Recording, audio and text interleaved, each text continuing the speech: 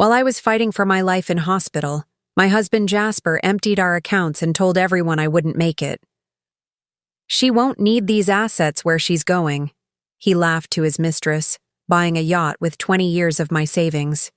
When my estranged uncle's attorney arrived with news of a $750 million inheritance left solely in my name, I smiled through my oxygen mask and watched as Jasper's world collapsed in slow motion.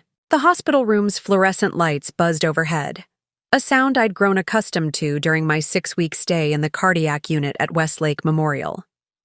Before we jump back in, tell us where you're tuning in from, and if this story touches you, make sure you're subscribed, because tomorrow I've saved something extra special for you. My hands trembled slightly as I held the bank statements that my friend Kelly had smuggled in, page after page of evidence, documenting how thoroughly my husband of 18 years had betrayed me. "Are you sure you should be looking at these now, Minnie?" Kelly whispered, her eyes darting nervously to the heart rate monitor beside my bed. Dr. Wallace said to avoid stress. I let out a bitter laugh that triggered a coughing fit, the surgical scar from my emergency valve replacement pulling tight across my chest. What's more stressful? Finding out now or waking up homeless after Jasper's finished? The statements told a devastating story. 3 days after my collapse at our anniversary dinner, later determined to be from digitalis poisoning rather than a congenital heart defect as initially suspected, Jasper had begun systematically emptying our accounts. First our joint savings, then the investment portfolio I'd carefully built during my career as a biochemical patent attorney. Even the college fund for Tobias, my son from my first marriage. $4.2 million, I murmured, tallying the total. Everything I built over 20 years. Kelly squeezed my hand. I never trusted him, Minnie. Something about that. Smile always seemed calculated. I'd met Jasper Harrington at a charity auction 18 years ago, shortly after my divorce. He'd seemed the opposite of my first husband. Attentive, financially stable, charming. I'd been vulnerable then, a single mother with a 5-year-old son and a demanding career. When Jasper proposed after a whirlwind 6-month romance, I'd accepted, without hesitation. The papers are ready to file, Kelly said, sliding a manila folder from her designer handbag. As my closest friend and the managing partner at Birmingham & Associates, she'd been documenting Jasper's activities since becoming suspicious of his frequent hospital inquiries about my life insurance policies. The monitor beside me beeped as my heart rate increased.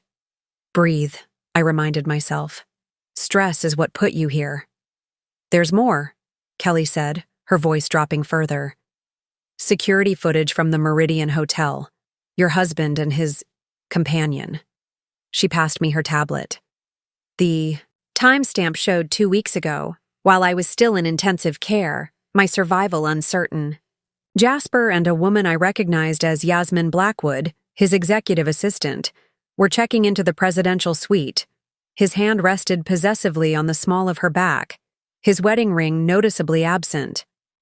They've been seeing each other for at least 9 months, Kelly explained.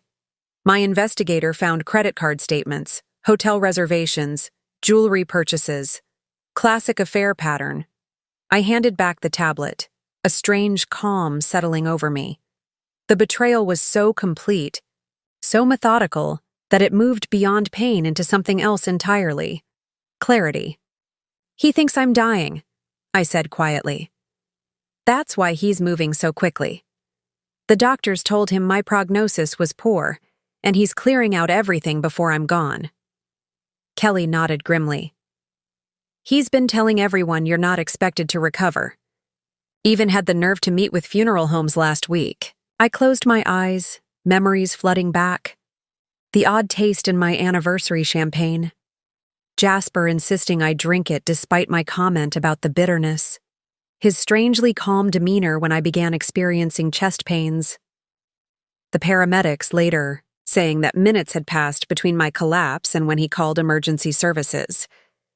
He tried to kill me, I whispered, the truth crystallizing with terrible certainty.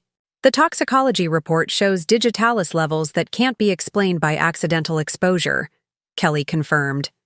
Martin is building a case, but it's circumstantial without more evidence. Martin Reynolds had been my colleague before becoming Birmingham County's district attorney. He'd visited me twice, his questions carefully framed to avoid alerting hospital staff to a potential attempted murder investigation. A soft knock interrupted us.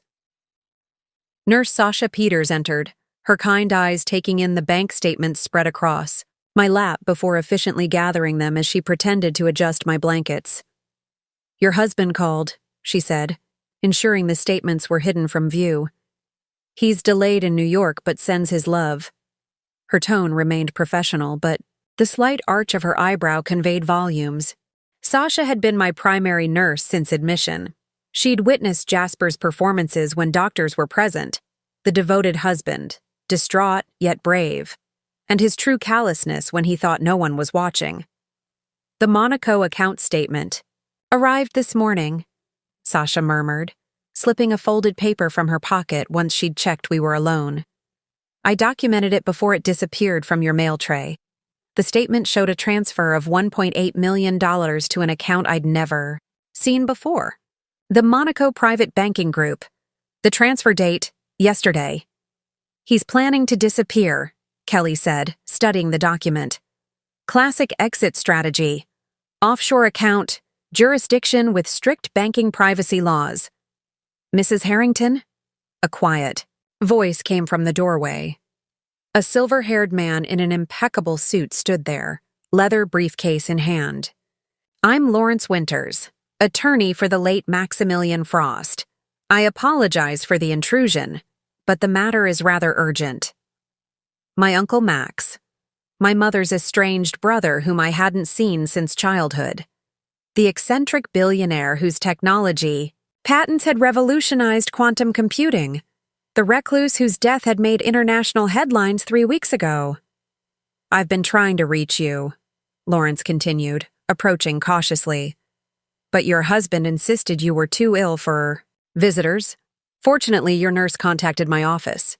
Sasha gave a slight nod, her expression neutral but her eyes watchful. "Uncle Max is dead," I said unnecessarily, the words feeling strange on my lips. I hadn't spoken to him in decades, not since my mother's funeral when I was 12. "Yes, 3 weeks ago. And he has left you everything." The room fell silent except for the steady beep of the heart monitor. "Everything?" Kelly finally asked. Lawrence nodded solemnly. "The full Frost estate, valued at approximately $750 million in liquid assets, plus the technology holdings, real estate, and various collections. All left exclusively to Ms. Minerva Frost Harrington, with explicit instructions that no assets are to be accessible to her spouse under any circumstances." I stared at him, the implications slowly penetrating my fog of medication and betrayal. "That's impossible," I whispered. "I haven't seen him since I was a child." "Mr. Frost followed your career with great interest," Lawrence explained, opening his briefcase. "He was immensely proud of your work in biochemical patent law, though he respected your mother's wish for distance. He made arrangements years ago for this inheritance, with the stipulation that his death not be the result of natural causes." "Not natural causes?" Kelly asked sharply. "Mr. Frost died of digitalis poisoning," Lawrence said, meeting my eyes directly. "The same compound found in your system, Mrs. Harrington." The heart monitor's beeping accelerated as the pieces clicked into place. "Jasper," I breathed. "Jasper knew about the inheritance." Lawrence nodded gravely. "We believe so. And now, if you're feeling strong enough, we need to discuss protection measures. Your husband has already attempted to claim access to the estate as your next of kin, citing your incapacitation." As the implications sank in, a strange calm settled over me. For the first time since waking in this hospital bed, I felt something, beyond fear and betrayal. I felt power. "Tell me everything," I said, sitting up straighter despite the pain in my chest. "And then tell me how we ensure Jasper never sees a single penny of my uncle's money." Preparing and narrating this story took us a lot of time, so if you are enjoying it, subscribe to our channel. It means a lot to us. Now back to the story. Kelly and Sasha exchanged glances, a silent agreement passing between them. Lawrence began extracting documents from his briefcase with practiced efficiency. The game had changed. Jasper thought he was emptying the accounts of a dying woman. He had no idea he was stealing from the sole heiress to one of the largest technology fortunes in the world, one who now had every resource necessary to destroy him. Before the betrayal, before the hospital, before I knew the true nature of the man I had married, life had seemed almost perfect. Our home in the Lakeside district was featured in Architectural Digest. Jasper's investment firm, Harrington Capital, managed over $500 million in assets for clients across the eastern seaboard. My own career as a biochemical patent attorney had brought financial independence and professional respect. Tobias had graduated from Princeton last year and was pursuing his PhD in molecular biology at Stanford. From the outside, the Harringtons were the epitome of success. I'd met Jasper at a charity auction for rare diseases research. Ironically, the field where my uncle had made his early fortune before transitioning to quantum computing. I was 32, recently divorced from Tobias's father, and determined to build a stable life for my 5-year-old son. "You have excellent taste in art and terrible taste in auction strategy," Jasper had said, appearing beside me as I lost a bidding war for a painting I'd coveted. His smile had seemed genuine then, his attention flattering. "Never show how much you want something, it only drives up the price." Later that evening, he'd presented me with the painting, having quietly outbid everyone after I'd walked away. "Consider it an investment in future conversations," he'd said with that charming smile that would become so familiar. 6 months later, we were married in the Botanical Gardens, Tobias serving as the ring bearer. I'd signed the prenuptial agreement. Without much concern, I had my own assets, my own career. The document seemed reasonable, even prudent given our respective financial positions. Now, 18 years later, those documents would prove to be both my vulnerability and my salvation. "The prenup contains a medical incapacity clause," Lawrence explained, pointing to a highlighted paragraph in the thick document Kelly had retrieved from my home office.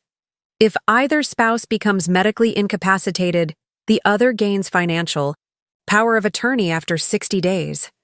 Tomorrow marks day 42, I calculated, my mind racing despite the fog of medication.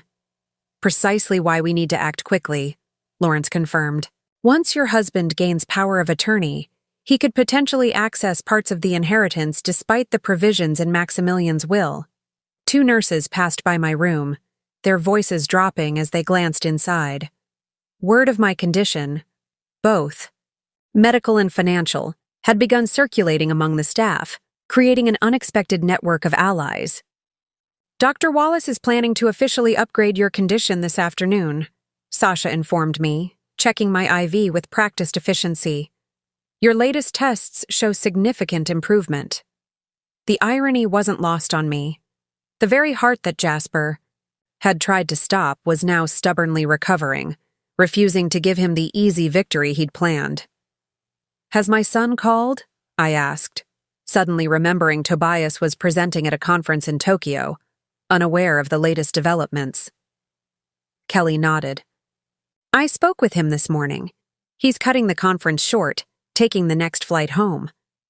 The thought of Tobias learning about Jasper's betrayal created a fresh wave of pain. My son had looked up to his stepfather, had sought his approval, despite Jasper's subtle but persistent emotional distance. Another relationship built on lies. "I need to see the full scope of what we're dealing with," I said, forcing my attention back to the matter at hand. "How much does Jasper know about the inheritance?" Lawrence adjusted his glasses, his expression serious. "Based on his communications with our office, he's aware of the inheritance, but not the exclusive nature of the bequest. He believes, as your husband, he'll have control of the assets during your incapacitation, and eventually full access should you not recover. Which explains the digitalis, Kelly added grimly. First your uncle, then you. Two seemingly natural heart failures. And suddenly Jasper controls one of the largest private fortunes in the country. Sasha returned with a tablet, pulling up my medical records with quick, efficient movements. The toxicology report shows a digitalis concentration consistent with intentional poisoning, not accidental exposure. Dr. Wallace has documented this, but kept it from your official chart at Detective Alvarez's request. Detective Maria Alvarez had visited once, posing as a hospital administrator. Her questions about my anniversary dinner had seemed routine until she'd shown me a photograph of the champagne glass recovered from our home, preserved by the housekeeper who'd found my collapsed form and called the ambulance Jasper claimed to have summoned. We need a comprehensive strategy, Lawrence said, spreading several documents across the adjustable tray table. Legal, financial, and personal protection must be coordinated. Mr. Frost anticipated potential complications and made certain preparations. What kind of preparations? I asked, intrigued despite my exhaustion. Lawrence's professional demeanor softened slightly. Your uncle was unconventional, but extremely intelligent. When he suspected his own poisoning, he activated a security protocol.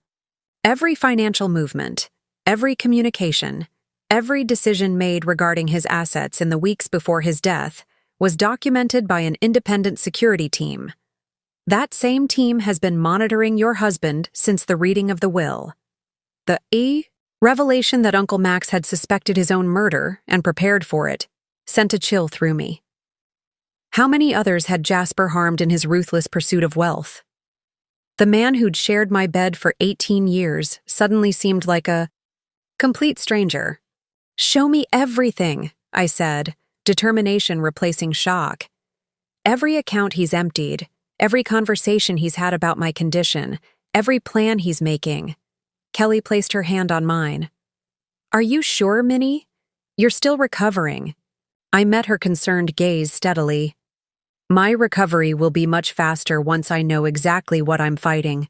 Jasper thinks he's dismantling the life of a dying woman. I intend to show him just how alive I am. Lawrence nodded, impressed. I see why Maximilian chose you. He said you had quiet steel beneath the professional exterior. The thought that my uncle had been watching my career, perhaps even proud of my accomplishments, created an unexpected pang of sorrow for the relationship we might have had. Day 42, I murmured, glancing at the calendar on the wall. That gives us 18 days to prevent Jasper from gaining power of attorney. 17, Lawrence corrected. The paperwork can be filed at midnight on day 59. Kelly's phone buzzed with an incoming message. She glanced down, her expression shifting from concern to grim satisfaction.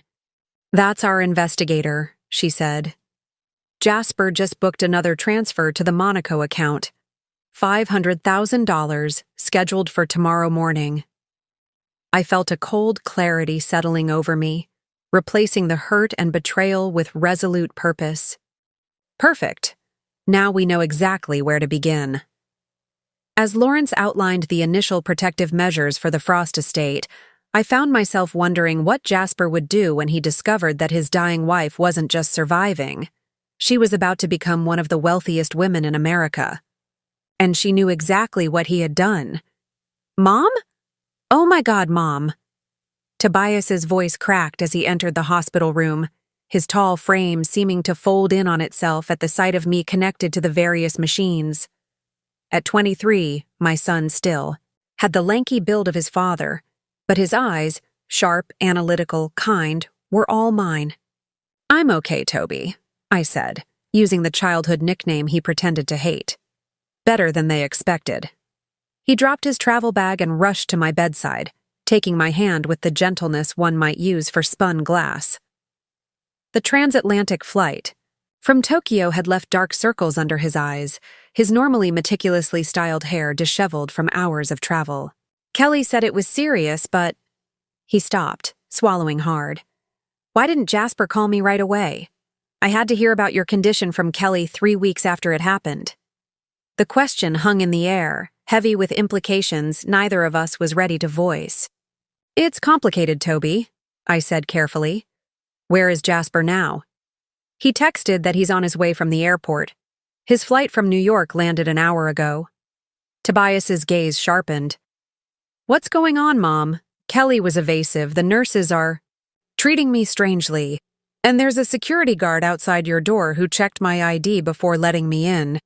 I squeezed his hand, buying time. How do you tell your son that the man who raised him had tried to murder you for money?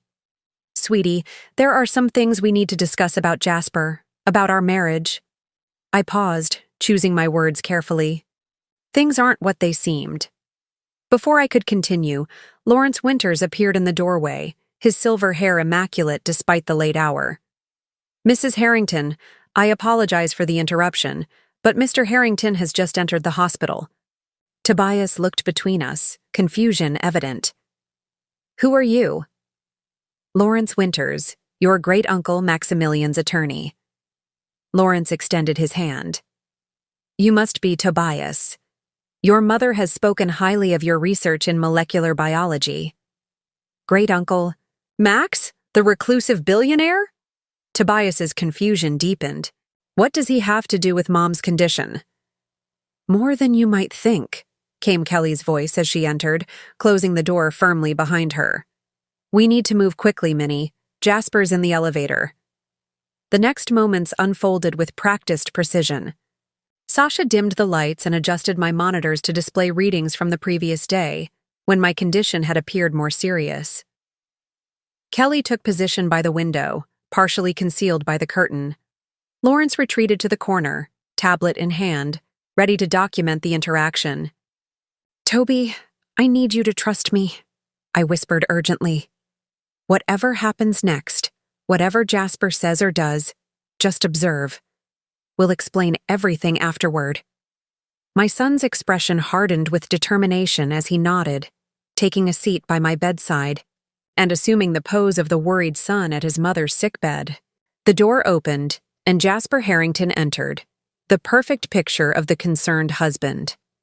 At 52, he still maintained the athletic build that had first attracted me, his salt and pepper hair and tailored suit projecting success and reliability.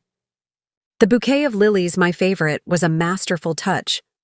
Darling, he said, his voice dropping to the hushed tone one uses in sick rooms. You're awake. The doctors said you might be having a difficult day.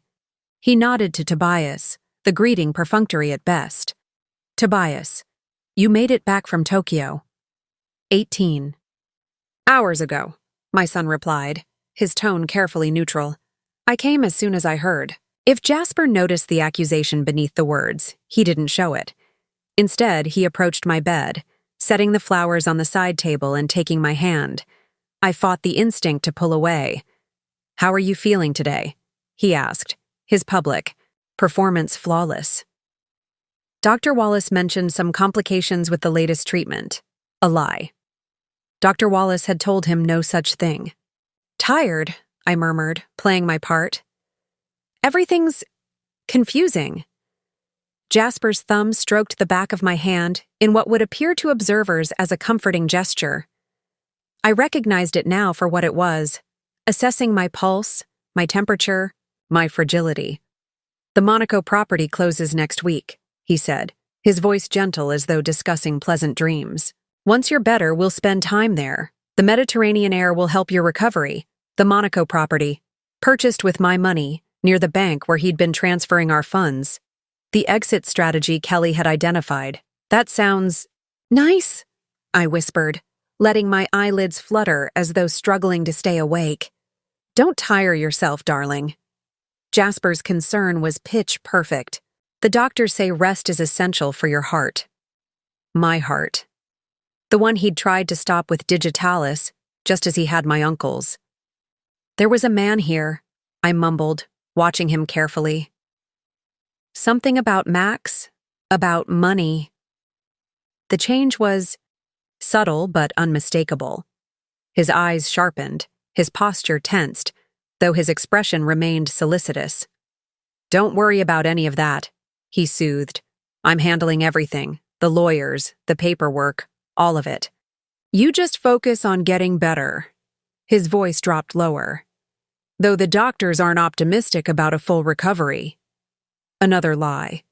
Dr. Wallace had upgraded my condition just that morning. Tobias shifted in his chair, a small sound of distress escaping him at his stepfather's words. Jasper barely acknowledged his presence. The accounts, I continued, my voice intentionally fragile. Our savings. All taken care of, Jasper assured me, his smile not quite reaching his eyes. I've moved our assets to more secure positions, given your condition. The financial advisor recommended consolidation. We had no financial advisor beyond Jasper himself. Another lie. I should let you rest. He stood, leaning down to press a kiss to my forehead. I'll be back tomorrow with the estate paperwork for the Monaco property. Just a few signatures needed. As he turned to leave, his gaze caught on Kelly, partially visible behind the curtain. His smooth expression faltered momentarily. Kelly, I didn't see you there. Clearly, she replied, her voice cool and professional. I've been reviewing legal matters with Minnie. A muscle twitched in Jasper's jaw. Legal matters should go through me while Minnie is incapacitated. Her doctors have advised against any stress. Funny, Kelly responded, stepping fully into view. Dr. Wallace told me just this morning that mental engagement would be beneficial for Minnie's recovery. And as her attorney of record, I report directly to her, not to you. The tension in the room thickened, the pretense of normalcy cracking. We'll discuss this outside, Jasper said, his voice hardening as he glanced at Tobias, clearly unwilling to drop his concerned husband act entirely. No need, came Lawrence's voice from the corner, causing Jasper to whirl around in surprise. I believe Mrs. Harrington should rest now, as you suggested. Perhaps we can all reconvene tomorrow when she's feeling stronger. Jasper's gaze darted between Lawrence, Kelly, and back to me, calculations visibly racing behind his eyes. Tomorrow, he agreed finally, his smile strained. Feel better, darling. I'll handle everything. The door closed behind him, and the room remained silent until Sasha confirmed he had entered the elevator. That, Tobias said, his voice shaking slightly, was not the man who raised me. I reached for my son's hand. No, it wasn't. The man who raised you was a performance, Toby. A very long, very convincing performance. He's trying to kill you, Tobias stated flatly, the brilliant mind that had earned him academic accolades quickly assembling the pieces. The digitalis poisoning wasn't accidental. No, I confirmed softly. It wasn't. And Uncle Max? The inheritance he mentioned? Lawrence stepped forward, his professional demeanor softening slightly. Your great-uncle left his entire estate to your mother, with explicit provisions preventing your stepfather from accessing any of it. We believe Mr. Harrington was aware of the inheritance and attempted to eliminate both Maximilian and your mother to gain control of the assets. Tobias's face drained of color. My entire life with him was a lie? I squeezed his hand. Not your life, Toby. Your relationship with him was real, even if his motives weren't. But now, we need your help. We have 17 days to prevent him from gaining legal control over my finances and my life. My son's expression hardened with a determination I recognized from my own mirror. Tell me what to do. Our 18th anniversary dinner had been Jasper's idea. The exclusive restaurant overlooking the harbor, the private dining room with its panoramic views, the vintage champagne he'd specially ordered, all of it orchestrated down to the last detail. I can't believe you remembered, I'd said when the fao sommelier presented the bottle of Krug Clos du Mesnil 1995, the same champagne we'd shared on our honeymoon. 18 years merit something special, Jasper had replied, his smile intimate in the candlelight. Now, 6 weeks later, I watched. The security footage Kelly had obtained from the restaurant. The timestamp showed 8:17 p.m., approximately 30 minutes before my collapse. There, Tobias said, pointing to the tablet screen where Jasper could be seen approaching our table from the direction of the restrooms. He stopped at the service station and did something to the champagne bottle. The footage, grainy but clear enough, showed Jasper pausing by the ice bucket containing our champagne. His back was to the camera, but the slight movement of his arm was unmistakable. Moments later, he returned to the table, raising his glass in a toast. "To 18 more years," he'd said. Detective Maria Alvarez paused the footage, her expression grim. The restaurant maintains their own security system separately from the hotel.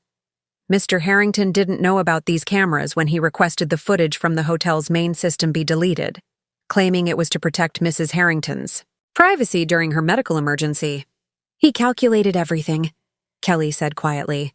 "The private dining room to minimize witnesses, the special champagne that you would definitely drink, the anniversary setting to avoid suspicion." Dr. Wallace, who had insisted on joining this strategy meeting once he understood the full situation, adjusted his glasses as he reviewed my medical chart.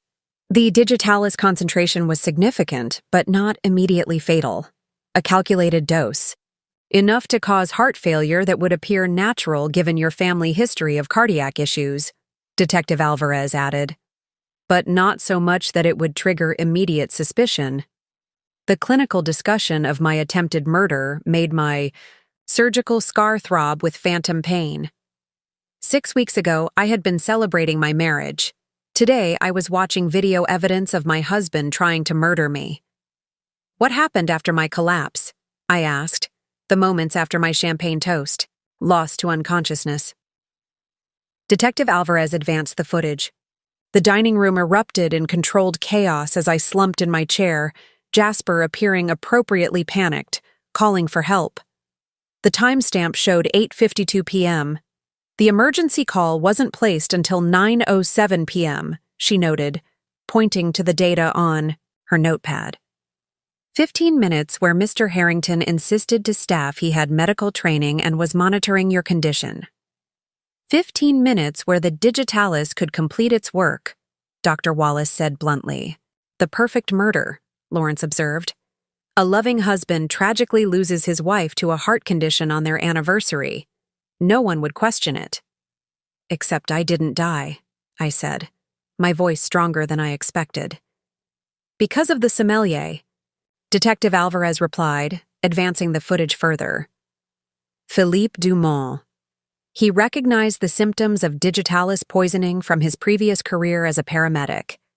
He called emergency services directly from the kitchen phone and administered preliminary treatment before the ambulance arrived. Mr. Harrington was displeased.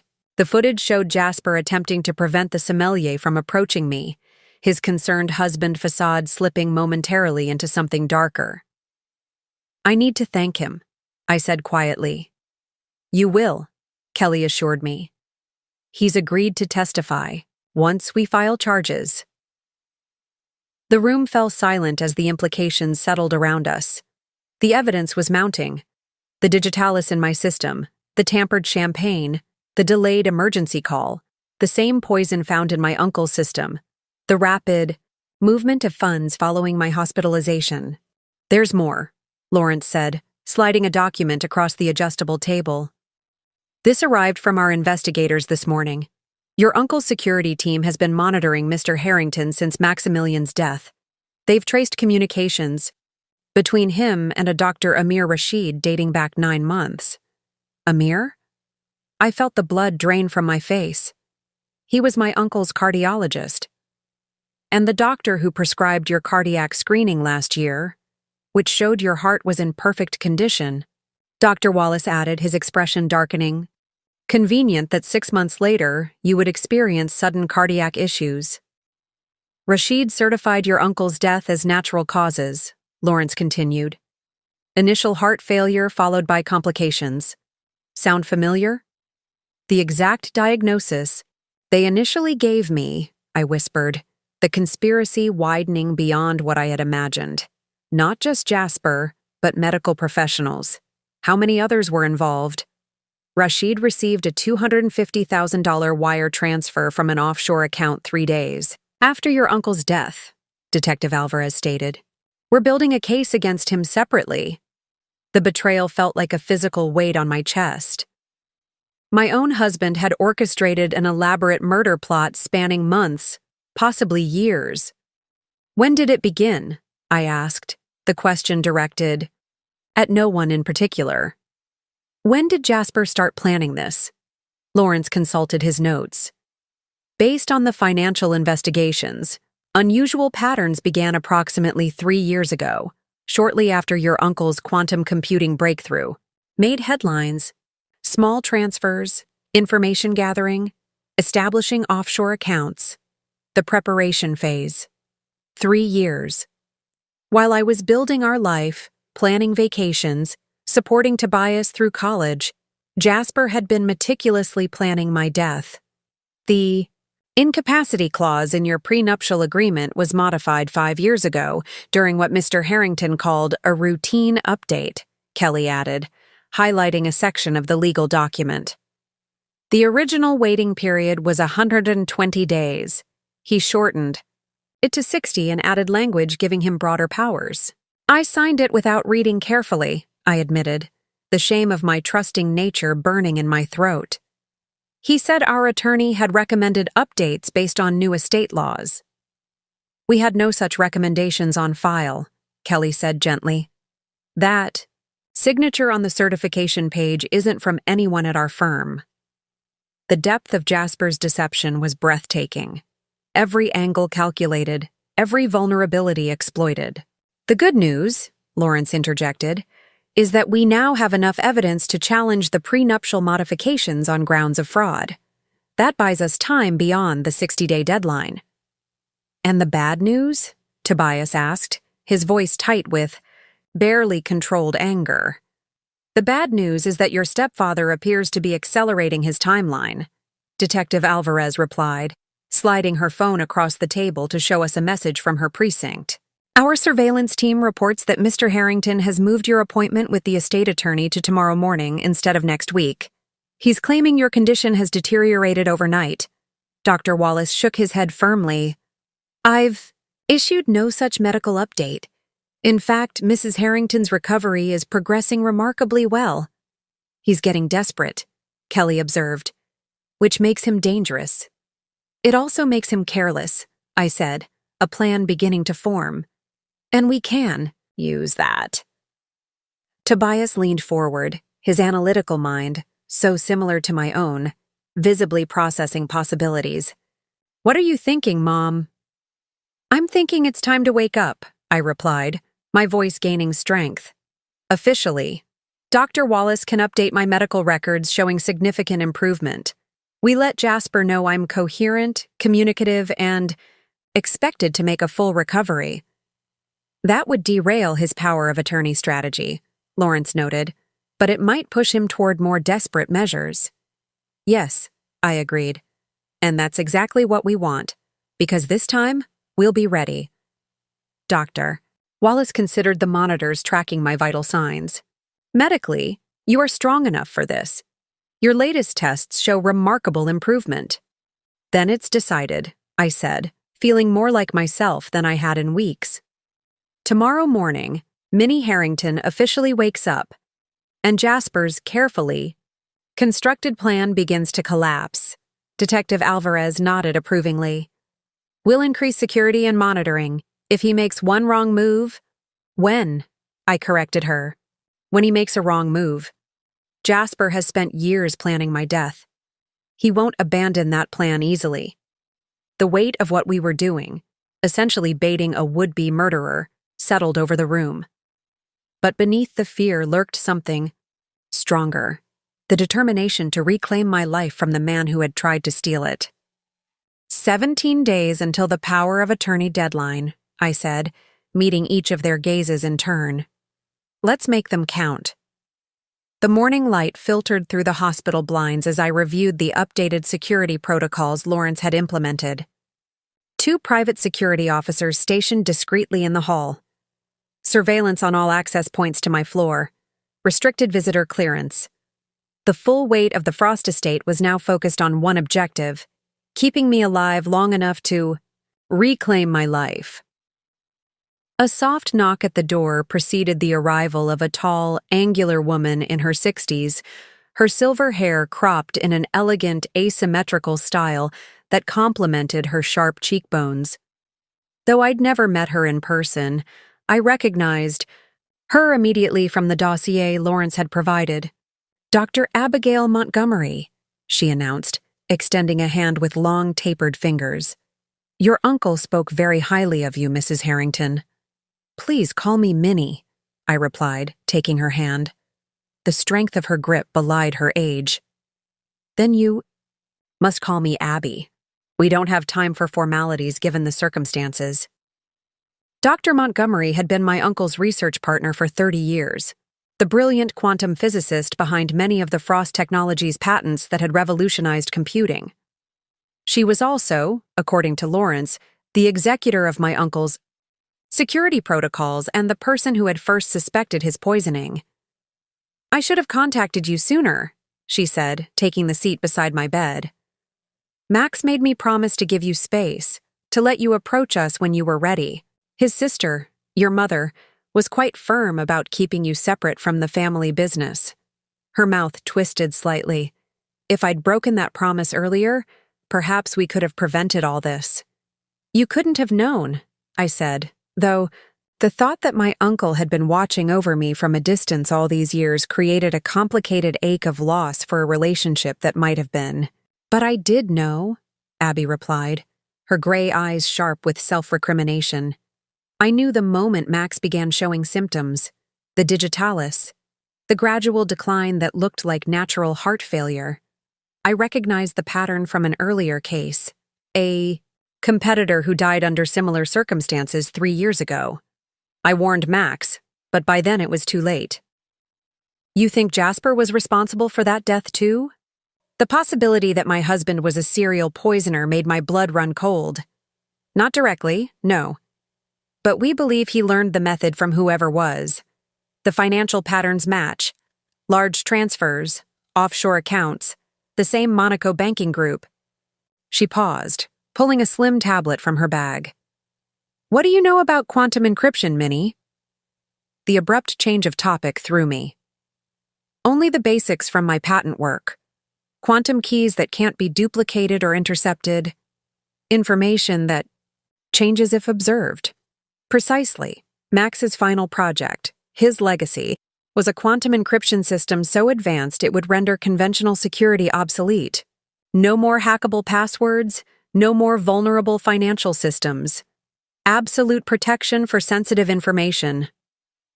"The banking industry would pay billions for that technology," I said, my attorney's mind immediately grasping the implications. "Trillions. Potentially. Every financial institution, every government agency, every corporation with data to protect would need it." Abby's expression darkened. "Or they could ensure it never reaches the market." Understanding dawned. "You think someone wants the technology buried, that Max was killed to stop its development, and you were poisoned to gain control of the patents," she confirmed. "Your husband has been meeting with representatives from a financial security consortium led by Winston Blackwood. Does the name sound familiar?" "Blackwood Global Securities," I said, the pieces clicking into place. "Yasmin's father." "Yasmin?" Abby raised an eyebrow. "Jasper's mistress. Her full name is Yasmin Blackwood." Abby made a note on her tablet. "Interesting. That connection wasn't in our files. It suggests Jasper's relationship with the Blackwood family goes deeper than we thought." "How long has Jasper been meeting with them?" "At least 18 months. Initially legitimate business meetings. Your husband manages investments for several Blackwood clients. But approximately 1 year ago, the meetings became more frequent and moved off-site. Private dinners, weekend retreats, secure conference facilities with no digital footprint. The betrayal expanded like a poisonous cloud, encompassing not just my marriage, but an entire conspiracy. Jasper hadn't just married me for potential access to my uncle's fortune. He'd positioned himself as the instrument of corporate sabotage against revolutionary technology.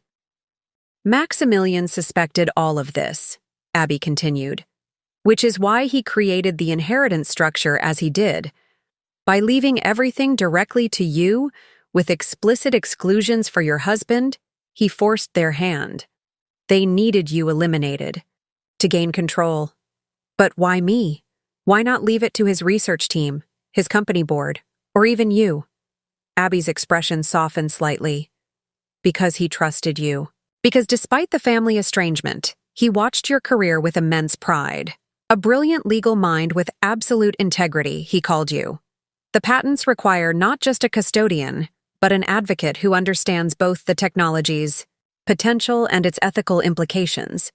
He believed that was you.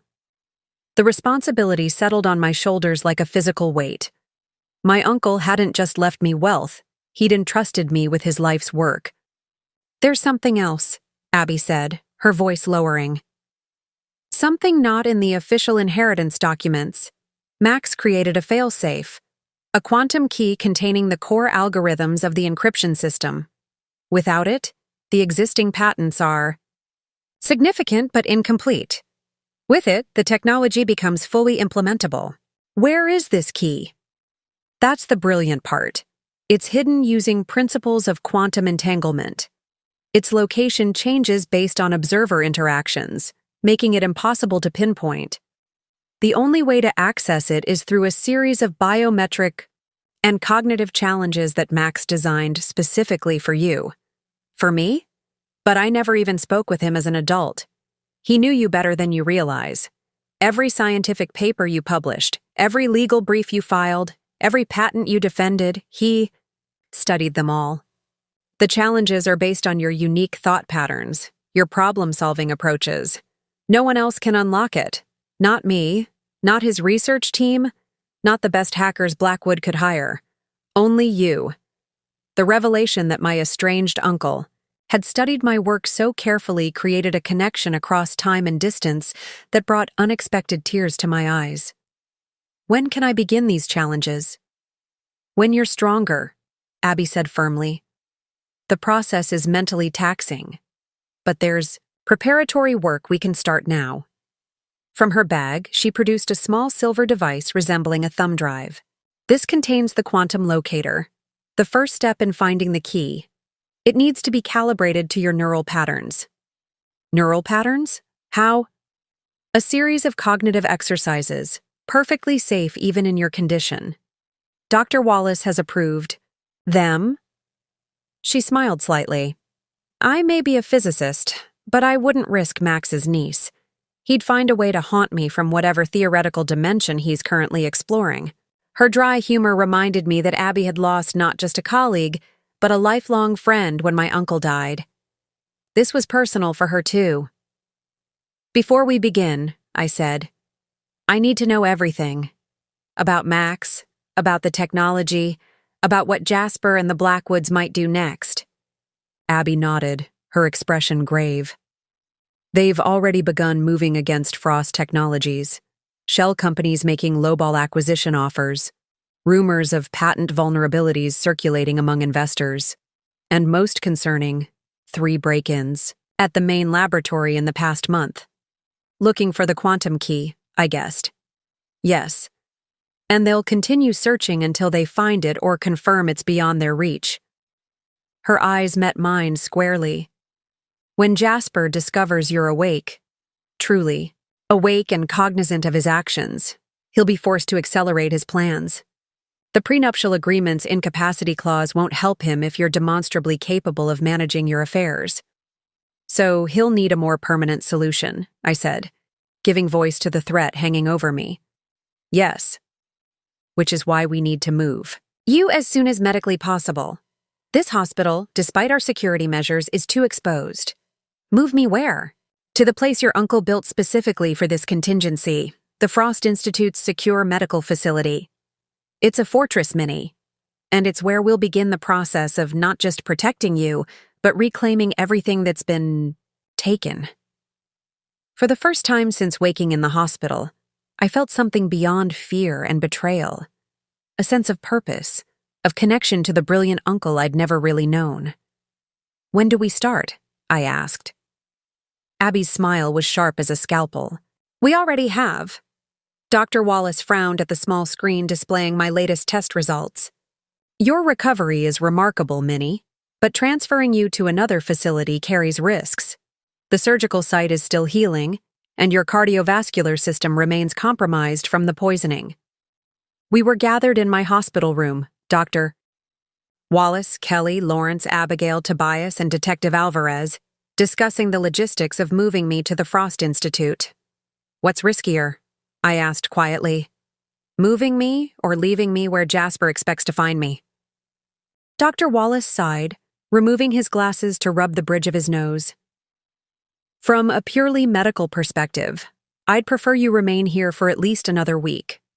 From a security perspective," he glanced at Detective Alvarez.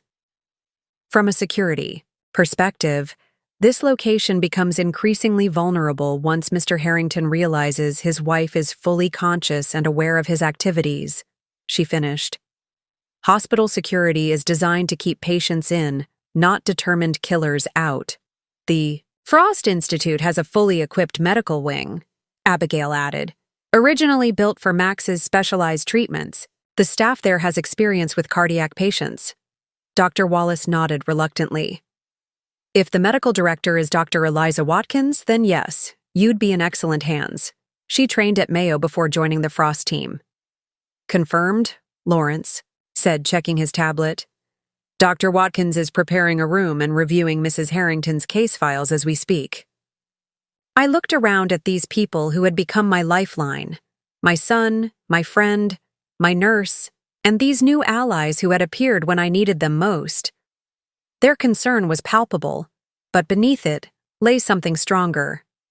Determination. "What's our timeline?" I asked, directing the question to Detective Alvarez. "Mr. Harrington is scheduled to return at 2 p.m. with the estate attorney. That gives us approximately 4 hours to execute the transfer if we're moving you today.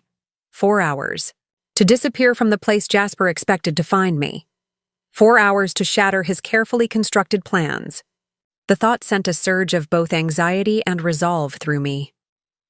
"There's another consideration," Lawrence interjected gently. "The legal implications of this move. Once you leave this hospital against medical advice and essentially disappear, Mr. Harrington could petition the court for emergency conservatorship on grounds of mental instability.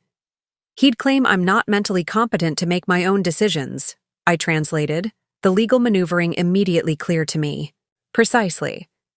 He could argue that your actions demonstrate impaired judgment resulting from your medical condition.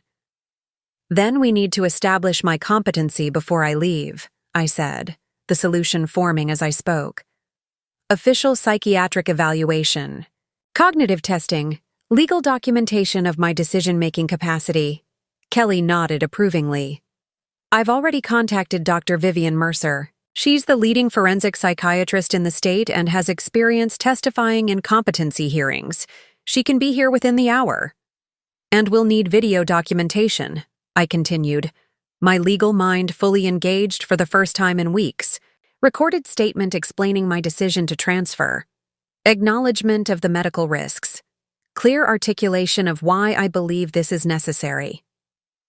"I can arrange the recording through my department," Detective Alvarez offered. "It would be admissible. In court if needed." "What about your medical records?" Dr. Wallace asked. "Mr. Harrington currently has access as your spouse." "Revocation of information access," I replied. "I'll sign the HIPAA forms immediately." The energy in the room had shifted. What had begun as a concerned discussion about my safety had transformed into a strategic planning session, with me at its center. For weeks I had been the victim, the patient, the target. Now I was reclaiming my agency, my voice, my power. Tobias, who had been unusually quiet, finally spoke. "You're really doing this, Mom? Disappearing from your life?" The uncertainty in his voice reminded me that for all his brilliance, He was still a young man watching his world crumble. His mother nearly died. His stepfather revealed as a would-be murderer. His future suddenly uncertain. "Not disappearing from my life, Toby," I said gently. "Reclaiming it. There's a difference. What about our house, your career, everything you've built? Houses can be replaced, careers can be rebuilt. But my life, and the work your great-uncle entrusted to me, can't be." His expression remained troubled. "And what about me? Where do I fit in this new reality?" The question cut to the heart of maternal fear. In focusing on survival, had I neglected to consider what these changes would mean for my son? "You fit wherever you choose," I told, him reaching for his hand. "You can come with me to the institute. There's research facilities that would benefit your work. Or you can return to Stanford with additional security, or something else entirely. But whatever you decide, you're not alone in this, Toby." He squeezed my hand, his expression softening slightly. "I'm not letting you face this without me, Mom. I just needed to hear you say it's still us against the world, like it was before Jasper." "Always," I promised, memories flooding back of the years when it had been just Tobias and me, before Jasper entered our lives. The tiny apartment we'd shared while I built my career, the weekend science experiments at the kitchen table, the promise I'd made to always prioritize his well-being above all else, a promise I'd inadvertently broken by marrying a man who had brought such danger into our lives. "Then I'm coming with you," he said with newfound resolve. "My research can continue anywhere with an internet connection and a lab." The weight that had pressed against my chest lightened slightly. Whatever came next, my son would face it by my side. "There's another matter we need to address," Lawrence said, his expression grave. "The financial situation. Mr. Harrington has already transferred approximately $4.2 million from your joint accounts and personal funds. Once you make this move, he'll likely attempt to liquidate any remaining assets." "Can we freeze the accounts?" I asked. "Some, yes. Accounts in your name only can be protected immediately. Joint accounts are more complicated, but we can file emergency petitions citing fraud and criminal activity." "Do it," I said firmly. "Freeze everything possible, and prepare documentation for the transfers Jasper has already made. We'll need those records for both criminal charges and civil recovery." Detective Alvarez made notes on her tablet. "The forensic accountants at my department have already begun tracing the Monaco transfers. We've identified approximately $3.1 million of the funds. That leaves over $1 million unaccounted for," Kelly observed. "We'll find it," I said, with more confidence than I felt. "But right now, securing what remains is the priority." The room fell silent as the enormity of what we were undertaking settled over us. I was about to vanish from my own life, from the hospital where Jasper expected to find me, from the home we'd shared for 18 years, from the carefully constructed existence that had proven to be built on betrayal. "This is the point of no return," Abigail said quietly, giving voice to what everyone was thinking. "Once we begin this process, there's no going back to your old life, Minnie, not until Jasper is dealt with. Legally, financially, permanently." The finality of her words should have terrified me.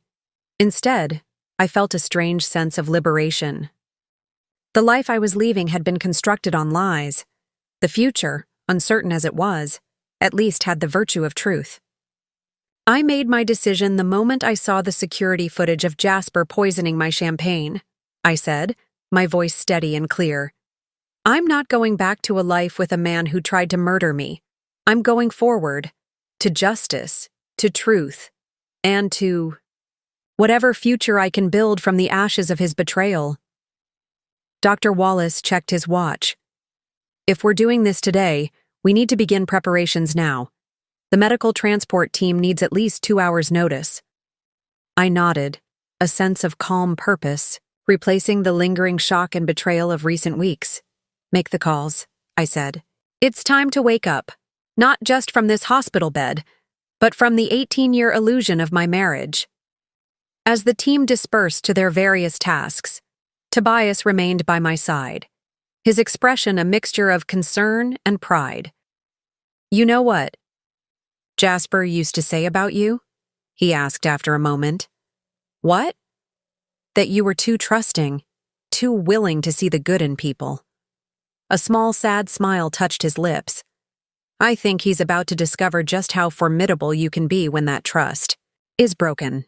The Frost Institute rose from the coastal cliffs like a modernist dream, glass and steel reflecting the afternoon sunlight, its angular architecture seeming to defy gravity. As the medical transport helicopter descended toward the private landing pad, I caught my first glimpse of the facility where my uncle had created his technological revolution. "Impressive, isn't it?" Abigail shouted over the rotor noise. "Max designed it himself, said conventional buildings produced conventional thinking." 24 hours had passed since our decision to leave the hospital. Dr. Mercer's psychiatric evaluation had confirmed my mental competency beyond any legal challenge. The recorded statement explaining my decision to transfer was stored in multiple secure locations. And most importantly, I had disappeared from Westlake Memorial 3 hours before Jasper arrived with his estate attorney. "What happened when he found my room empty?" I asked as medical staff helped transfer me from the helicopter to a waiting gurney. "Detective Alvarez said he nearly had a stroke himself," Tobias replied, grinning despite the seriousness of our situation. "Demanded to know where you'd been taken, threatened to sue the hospital, the whole dramatic performance. Until Dr. Wallace informed him that you had revoked his access to your medical information and exercised your right to transfer to a facility of your choosing," Abigail added. Apparently, he turned quite pale at that point. The momentary satisfaction faded as we entered the building. Jasper wouldn't give up easily. If anything, this development would push him toward more desperate measures. The medical wing of the Frost Institute resembled a luxury spa more than a hospital. My private suite featured panoramic ocean views, state-of-the-art medical equipment disguised within sleek cabinetry, and security features subtly integrated into the design. Biometric locks, bulletproof glass, and a security team with military training, Lawrence explained as I was settled into my new accommodations. Plus surveillance covering every approach to the building. "We've also implemented digital security protocols," Abigail added. "Mr. Harrington's electronic signature has been flagged in our systems. Any attempt to access Institute resources will trigger immediate alerts." Dr. Eliza Watkins, the medical director Abigail had mentioned, arrived to review my condition. In her 50s with cropped auburn hair and intelligent eyes behind stylish glasses, she projected calm competence.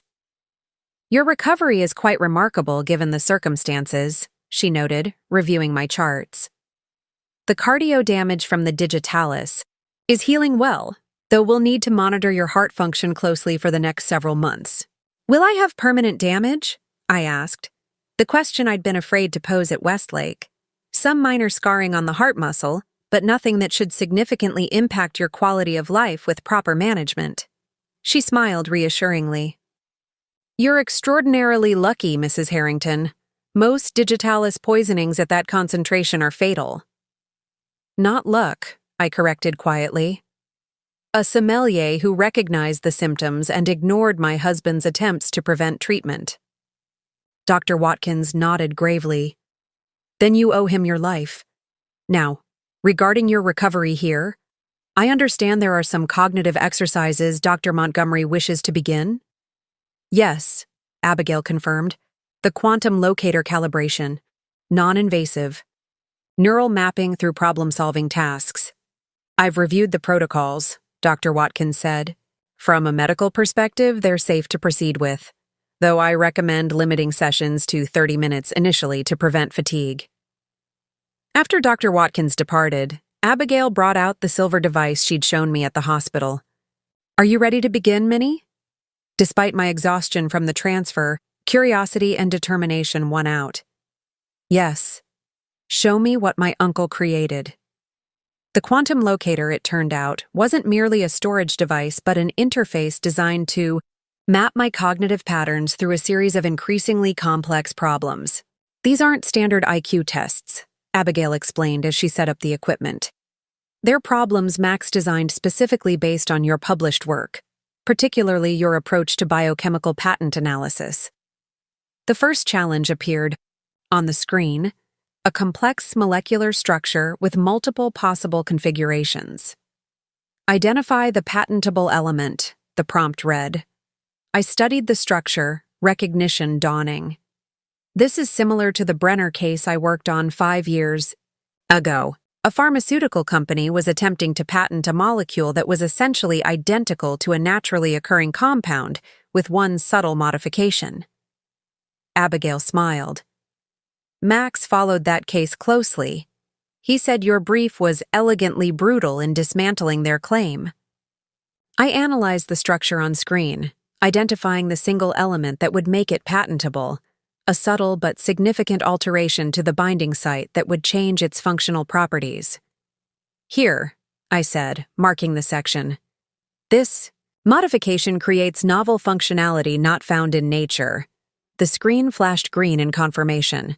Pattern recognized. It displayed briefly before presenting a new, more complex challenge. For the next 30 minutes, I worked through problems ranging from patent law applications to ethical frameworks for technology implementation. Some referenced cases I'd worked on directly. Others drew from articles I'd published or speeches I'd given. All required not just correct answers, but my specific approach to reaching those answers. It's mapping my thought patterns, I realized as the session concluded. Not just testing what I know, but how I think. Exactly, Abigail confirmed. The quantum key Max created doesn't just require your biometric data, fingerprints, retinal scans, DNA. It requires your cognitive signature, your unique way of approaching problems. Something Jasper couldn't force me to provide even if he had. Access to me, I noted, understanding the brilliance of the security measure. And something that can't be replicated through artificial intelligence or computational methods. Abigail disconnected the device.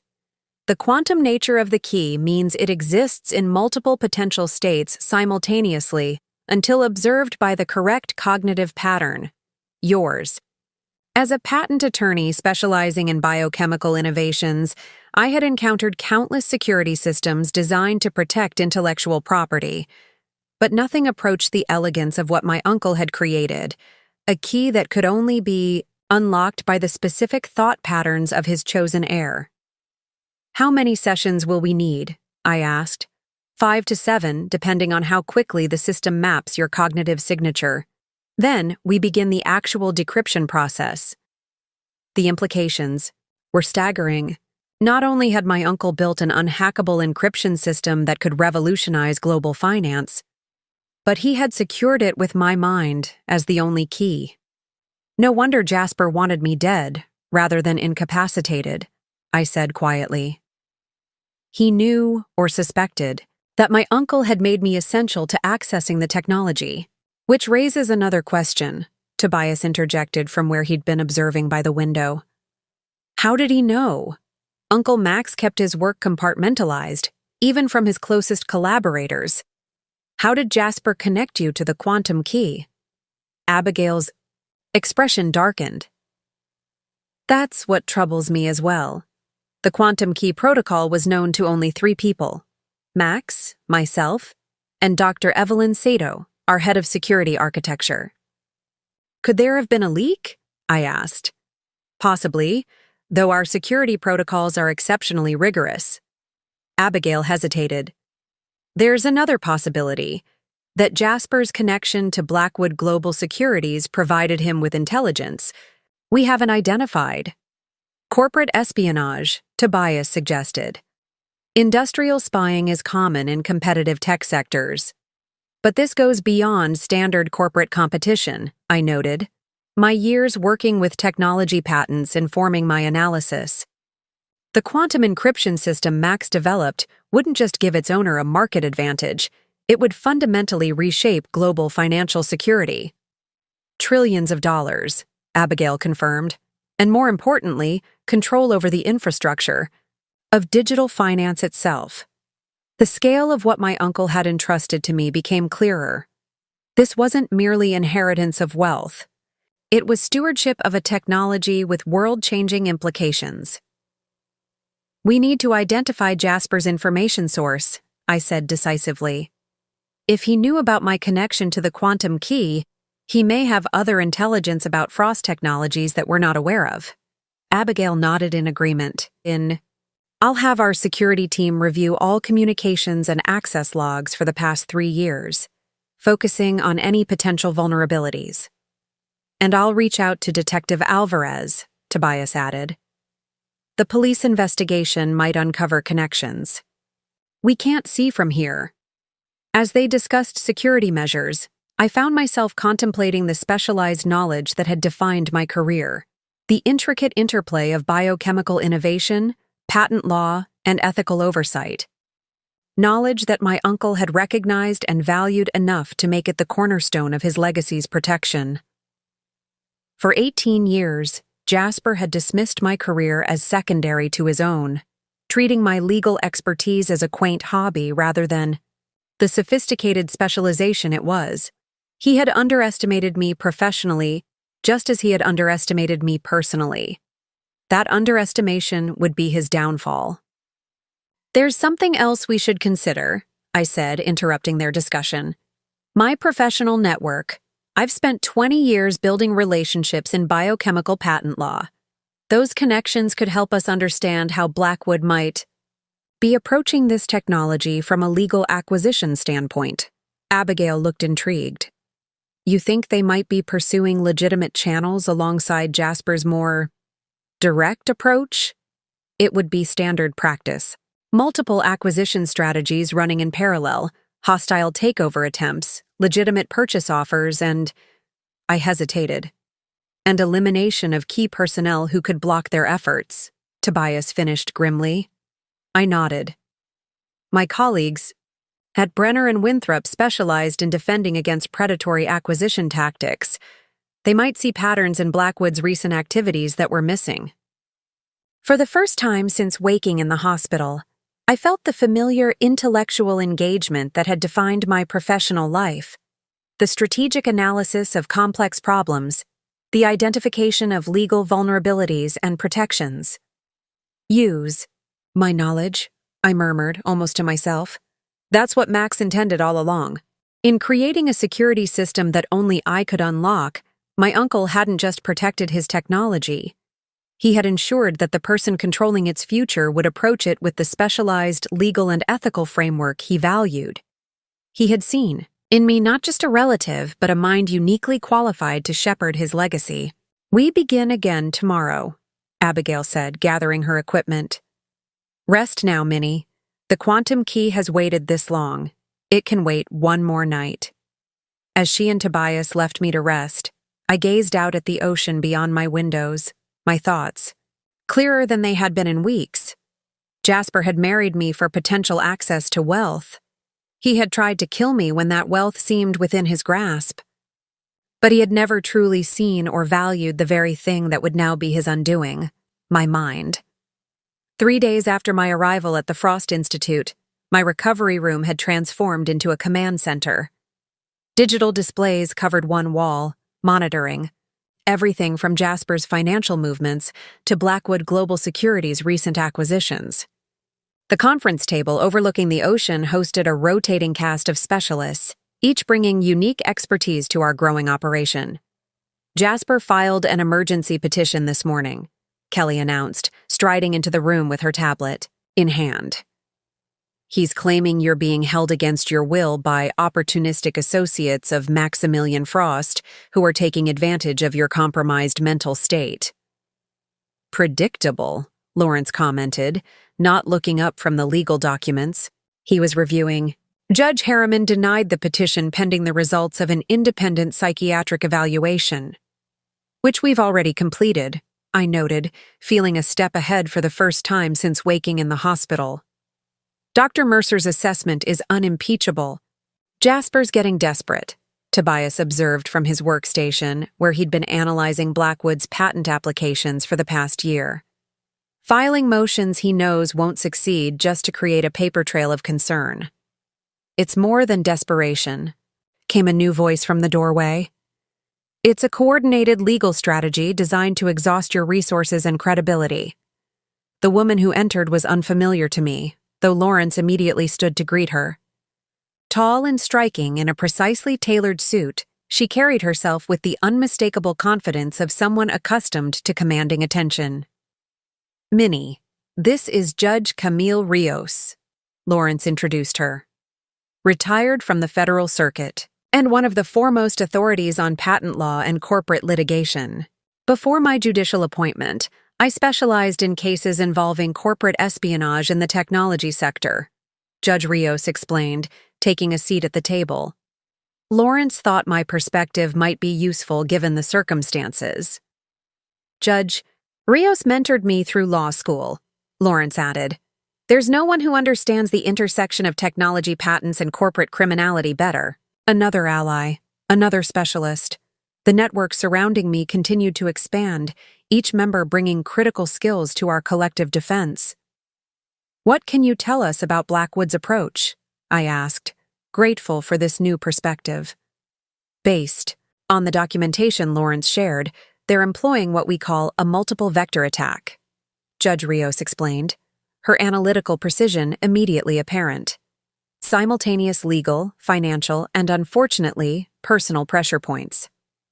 To gain control of the quantum encryption technology," she spread several documents on the table. "Their legal filings follow a pattern I've seen before, creating a paper trail of concern about the mental capacity of key patent holders, establishing grounds for regulatory intervention, and positioning themselves as the responsible stewards of abandoned technology, while simultaneously attempting to murder the actual patent holder," Tobias muttered darkly. Judge Rios nodded grimly. "The escalation to violence indicates the extraordinary value they place on this technology. This isn't about competitive advantage, it's about fundamental control of future financial infrastructure." As Judge Rios outlined Blackwood's likely strategies, Dr. Nolan Way, the Institute's chief of cybersecurity, entered with his own update. "We've identified the breach," he announced without preamble, his usual directness a refreshing contrast to corporate politeness. 6 months ago, someone compromised Dr. Sato's personal email account. The infiltration was sophisticated, AI-targeted spear phishing attack that provided access to her communications with Maximilian about the quantum key protocols, including the designation of his niece as the cognitive key holder, Abigail concluded, the missing piece of our puzzle, finally fitting into place. "Precisely," Dr. Way confirmed. "The breach was subtle enough that our standard security sweeps didn't detect it. We only found it because we knew exactly what to look for. So Jasper has known for at least 6 months that I'm essential to accessing the quantum encryption technology," I said, the timeline aligning with when my uncle's health had begun to deteriorate, which explains the timing of both Maximilian's poisoning and your own, Detective Alvarez noted, joining the conversation from where she'd been reviewing security footage. "Once Jasper confirmed your role, the clock started ticking. The orchestrated nature of what had happened to me, to my uncle, was still difficult to fully absorb. Not a crime of passion or opportunity, but a calculated corporate conspiracy spanning months, possibly years." The door opened again to admit Philippe Dumont, the sommelier whose quick thinking had saved my life at the restaurant. Now dressed in casual clothes rather than his formal restaurant attire, he still carried himself with the precise dignity that had first caught my attention that night. "Mr. Dumont," I said warmly, extending my hand. "I can finally thank you properly for saving my life." His grip was firm, his expression serious. "I am relieved to see you recovering, Mrs. Harrington, though I regret I did not recognize what was happening sooner." "You recognized it when it mattered most," I assured him. "But I'm curious. What brought you to the Frost Institute? Detective Alvarez mentioned you would provide a statement, but I didn't expect you to travel here." I came because I have information beyond what happened that night, he explained, his French accent more pronounced with his evident concern. Information about your husband's previous visits to the restaurant. The room fell silent. All attention focused on Philippe. Mr. Harrington dined at Le Cirque 6 times in the past year, he continued. 5 of those occasions were with the same companion, a young woman and an older gentleman who I now recognize from the news as Winston Blackwood. Yasmin and her father, I murmured, the betrayal layering upon itself like sedimentary rock, each stratum revealing a longer history of deception. Yes. And during those dinners, they often spoke of technical matters, encryption, quantum computing, financial security protocols. I served their table personally each time, due to Mr. Harrington's status as a preferred client. Philippe hesitated, his discomfort evident. The sommelier's position provides unique access. Guests often speak freely, assuming we are focused only on the wine, not their conversations. You overheard their discussions, Judge Rios surmised. Fragments, yes. Enough to know they were planning something significant involving Frost Technologies. The most recent dinner, 3 weeks before your anniversary, was particularly intense. Mr. Blackwood was insistent that they were running out of time and that more direct measures might be necessary. The implications hung heavy in the air. Not just Jasper's betrayal, but a documented conspiracy involving Blackwood leadership, discussed openly enough that a sommelier had pieced it together. Would you be willing to provide a formal statement? Detective Alvarez asked, already reaching for her recording device. This could be crucial evidence connecting Blackwood to the attempts on Mrs. Harrington's life. Philippe nodded solemnly. That is why I came. What I witnessed goes beyond poor behavior in a restaurant. It was the planning of something terrible.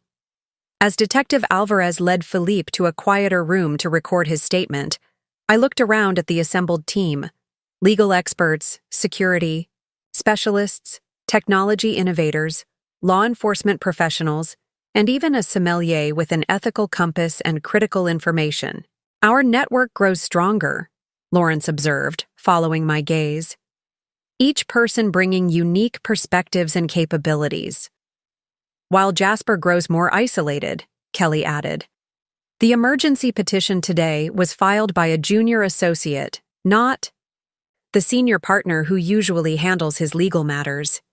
His regular firm may be distancing themselves as they learn more details. The contrast was striking. Jasper had built his plan on isolation, removing my uncle, attempting to eliminate me, controlling access to information. Our counter-strategy was built on connection, diverse expertise, shared knowledge, overlapping capabilities. We should bring in one more specialist, I decided, a new possibility forming. Someone with direct knowledge of quantum encryption, market dynamics. Who did you have in mind? Abigail asked.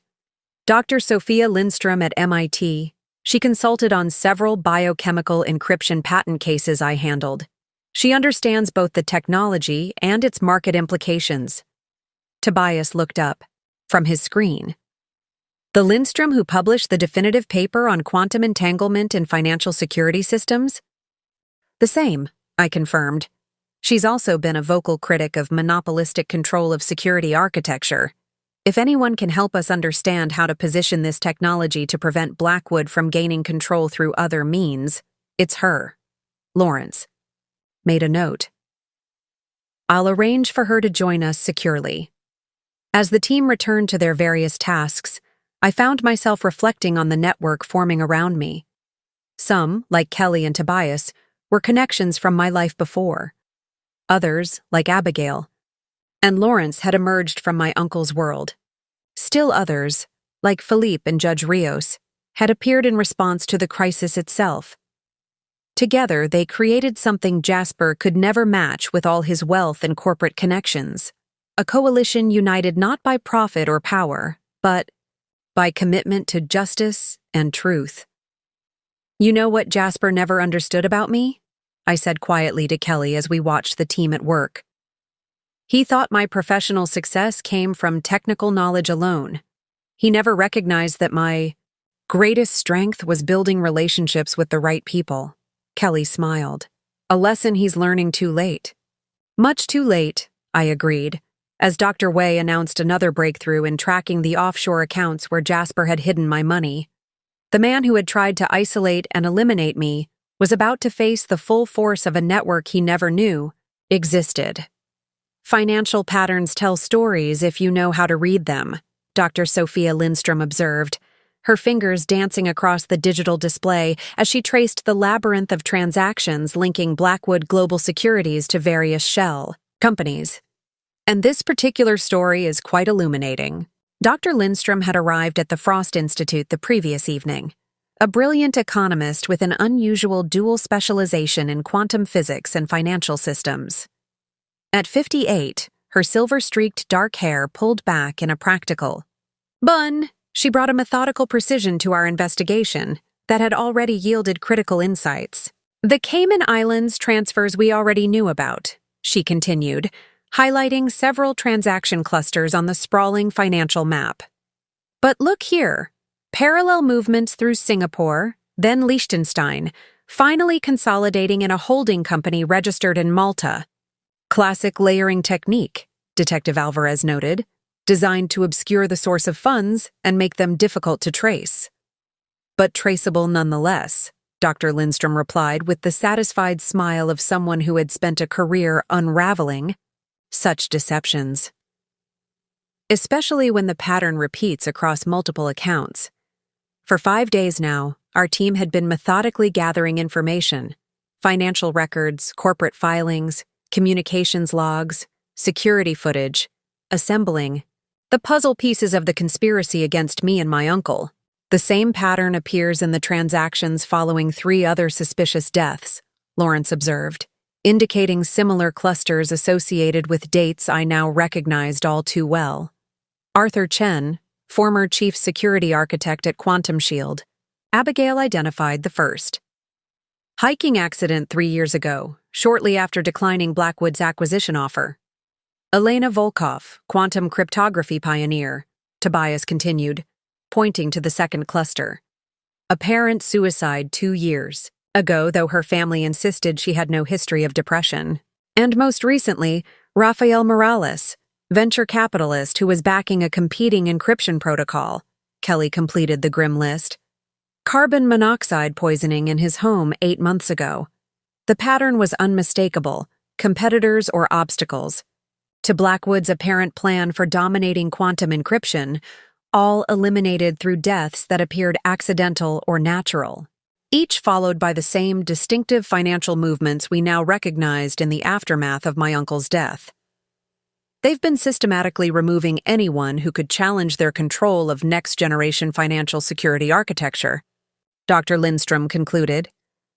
Your uncle was simply the most significant target. And I was collateral damage, I said quietly. Or rather, meant to be. Dr. Wei had been monitoring Jasper's digital footprint throughout our investigation. Your husband has been making increasingly desperate attempts to locate you, he reported, bringing up a new display. Multiple inquiries to hospitals within a 500-mile radius, private investigators hired in 3 states, even an attempt to access the GPS data from your phone, which leads nowhere since we're using secure Institute devices now, Abigail added, with satisfaction. What's most interesting isn't his search for you, Dr. Wei continued, but his parallel communications with Blackwood executives. The frequency and encryption levels suggest growing urgency. They're panicking, Judge Rios observed. Each day that passes with Mrs. Harrington beyond their reach is another day the quantum encryption technology remains secure. And another day for us to build our case, Detective Alvarez added, approaching with a fresh stack of documents.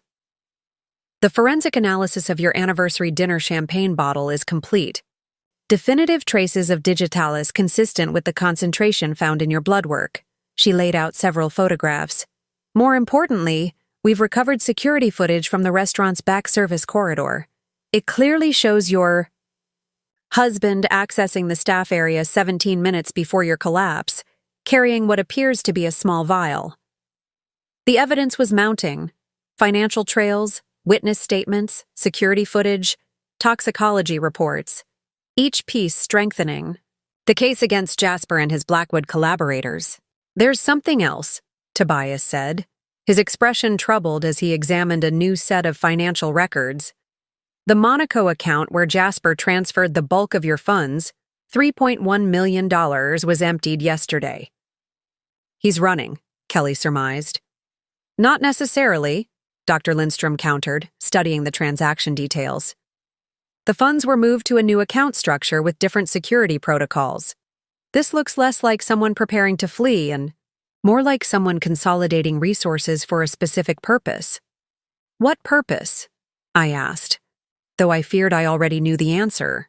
Based on similar patterns I've studied in corporate takeover attempts, I'd say he's preparing for a major expenditure, Dr. Lindstrom explained. Possibly related to locating you or accessing the quantum key through alternative means. What alternative means could exist? Lawrence asked, turning to Abigail. You said the quantum key was secured by Mrs. Harrington's cognitive patterns. It is, Abigail confirmed, but there are always theoretical vulnerabilities in any system. If they've recruited someone with sufficient expertise in quantum computing, they might attempt to brute force the encryption. Dr. Wei finished, his expression grim. Not through computational power, which would be impossible even with the most advanced quantum computers, but through manipulation of the quantum state itself. In English, please, Kelly requested. They might try to create a skeleton key by simulating cognitive patterns similar to Mrs. Harrington's, Dr. Wei explained. It would require enormous resources and cutting-edge quantum technology, but for control of global financial security architecture, it would be worth the investment, Judge Rios concluded. The implications were staggering. Not only was Jasper continuing his efforts to find me, but Blackwood might be pursuing a parallel strategy to break my uncle's quantum encryption through technological means. How close am I to completing the cognitive mapping process? I asked Abigail, suddenly aware that we might be racing against a technological clock as well as a legal one. We've completed 4 sessions, she replied. The system indicates 87% pattern recognition. 1 more session should be sufficient to complete the mapping. Then we do it today, I decided. If they're trying to create a skeleton key, we need to secure the actual key first. As arrangements were made for the final cognitive mapping session, Dr. Lindstrom continued her analysis of the financial web surrounding Blackwood's activities. There's an interesting anomaly here, she noted, highlighting a series of transactions. Regular payments from a Blackwood subsidiary to a medical research foundation specializing in cardiac pharmacology. Digitalis research? Detective Alvarez asked, immediately alert. Not explicitly, but their published work includes several papers on cardiac glycosides, the family of compounds that includes digitalis. Dr. Lindstrom enlarged the transaction details. The payments began 3 years ago and increased significantly 8 months before your uncle's death. Research and development for the perfect murder weapon, Tobias said bitterly, tailoring the dose and delivery method. Another piece of the puzzle fell into place, not just opportunity and motive, but methodical preparation. Blackwood hadn't simply decided to eliminate obstacles. They had invested in developing the optimal means to do so undetected. We need to get the Foundation's research records, Detective Alvarez said, already reaching for her phone. With a clear financial connection to Blackwood and the timing correlation with the deaths, we might have enough for search warrants. As our team continued their various investigations, I found myself drawn to the quantum locator device that would complete my cognitive mapping. The elegant silver object represented both my uncle's trust in me and the technological revolution he had created, a revolution worth killing for, apparently. We've scheduled the final mapping session for 3 p.m., Abigail informed me, following my gaze. Dr. Watkins has cleared you medically for the procedure. And once it's complete, what then? Then we begin the actual decryption process, she explained. Your completed cognitive map will interact with the quantum key, essentially observing it from the precise perspective needed to collapse its quantum state into the correct configuration. The scientific elegance of the system was breathtaking. Security based not on computational complexity, but on the fundamental quantum principle that observation affects reality. Only when observed through the lens of my specific thought patterns would the key resolve into its usable form. My uncle was a genius, I said softly. Yes, Abigail agreed with a sad smile. And like many geniuses, he understood the human elements of security as well as the technological ones. He knew the greatest vulnerability in any system is people, their greed, their ambition, their capacity for betrayal. And their capacity for loyalty, I added, looking around at the team working tirelessly to protect his legacy and my life. As the various threads of our investigation continued to weave together, I felt a growing sense of momentum. The scattered fragments of information were coalescing into a coherent picture of corruption and conspiracy that extended far beyond my failed marriage. Jasper was just one piece of this, I realized aloud. An important one, but still just an instrument in Blackwood's larger strategy. An instrument that failed, Kelly reminded me. You survived. The quantum key remains secure, and every hour, we gather more evidence against them all. The information we were accumulating wasn't just building a legal case, it was constructing a shield around me and a spear aimed at those who had tried to destroy me. Knowledge, as my uncle had clearly believed, was the ultimate power. And for the first time since waking in the hospital, I was beginning to believe we might actually win.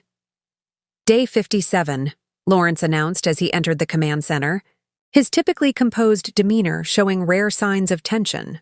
We have less than 72 hours before Jasper's legal team can file for power of attorney under the incapacity clause. Though we had been building our case methodically, the clock continued its relentless countdown. The amended prenuptial agreement specified that after 60 days of medical incapacity, Jasper could petition for control of my financial affairs, a deadline that now loomed dangerously close. The court's psychiatric evaluation is scheduled for tomorrow morning, Kelly reminded us, checking her calendar. Dr. Mercer has prepared extensive documentation supporting your mental competency, but Judge Rothwell is known to be conservative in these matters. We need to be strategic about our timing, Judge Rios advised, her judicial experience invaluable in navigating the legal complexities we faced. File too early, and we risk giving Blackwood time to counter. Wait too long, and we may miss our window entirely. The timing wasn't just crucial for legal filings. Every aspect of our counterattack required precise coordination, the completion of my cognitive mapping, the securing of the quantum key, the financial recovery actions, and the criminal charges against Jasper and his co-conspirators. Blackwood's annual shareholder meeting is in 4 days, Dr. Lindstrom noted, pointing to the financial calendar displayed on one of our screens. Their stock has risen 12% since rumors began circulating about a revolutionary security acquisition in the pipeline. They're positioning themselves for a major announcement, Abigail concluded, likely planning to unveil control of the quantum encryption technology, either through their efforts to create a skeleton key or through Jasper's legal control of your assets.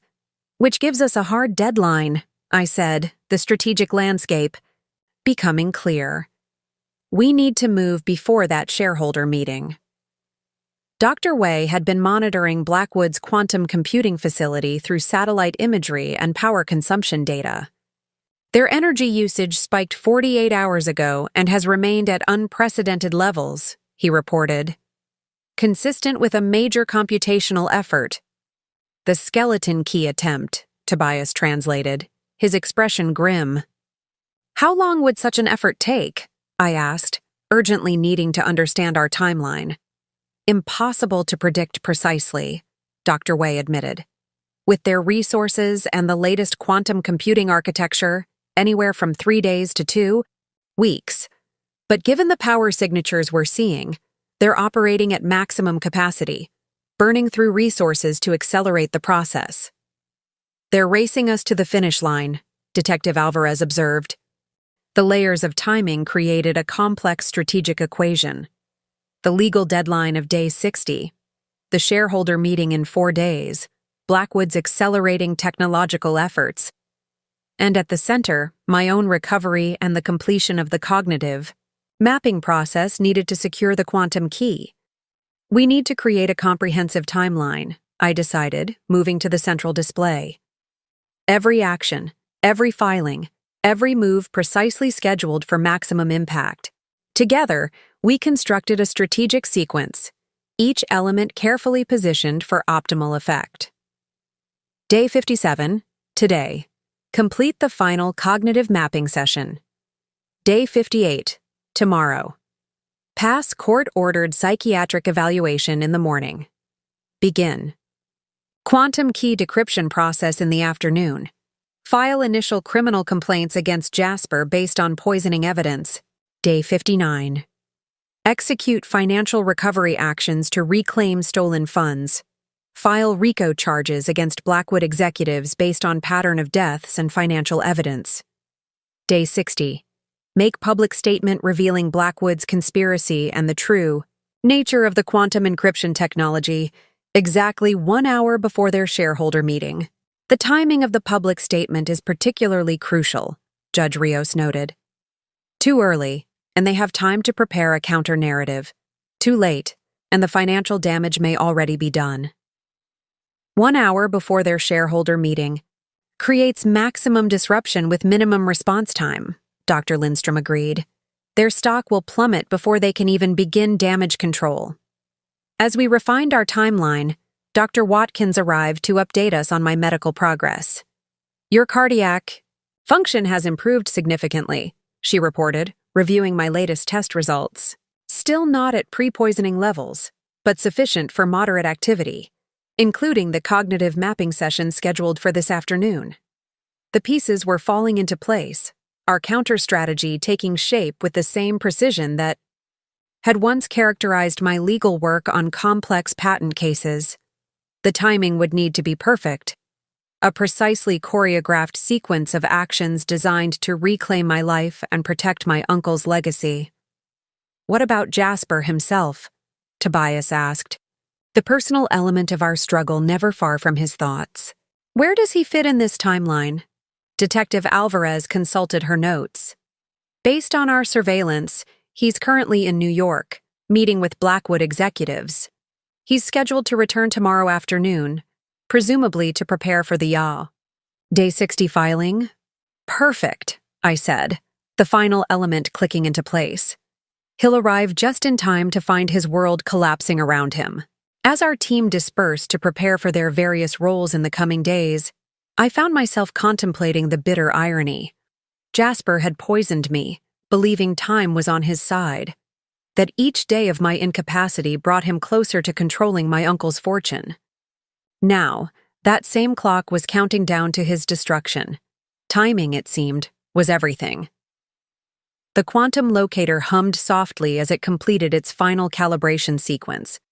After 4 previous sessions mapping my cognitive patterns, this 5th and final session would complete the process, creating the unique neural key needed to access my uncle's revolutionary technology. "Try to relax," Abigail advised, adjusting the delicate sensors. "The system works best when your thought patterns flow naturally." Relaxation seemed impossible given everything at stake, but I closed my eyes and focused on my breathing. Techniques. Dr. Watkins had taught me to manage stress during recovery. Gradually, my racing thoughts settled into the analytical clarity that had defined my professional life. The final mapping session was more intensive than previous ones, presenting complex, ethical and legal scenarios drawn from my published work in court cases. Each problem required not just solutions but justifications, testing both my knowledge and my reasoning process. 2 hours later, the device chimed softly. "Cognitive mapping complete," Abigail announced, her voice carrying a note of triumph. 100% pattern recognition achieved. The first crucial preparation was complete. With my neural signature fully mapped, we could proceed to the actual decryption of the quantum key, but not until after tomorrow's court-mandated psychiatric evaluation. Across the Frost Institute, similar preparations were underway.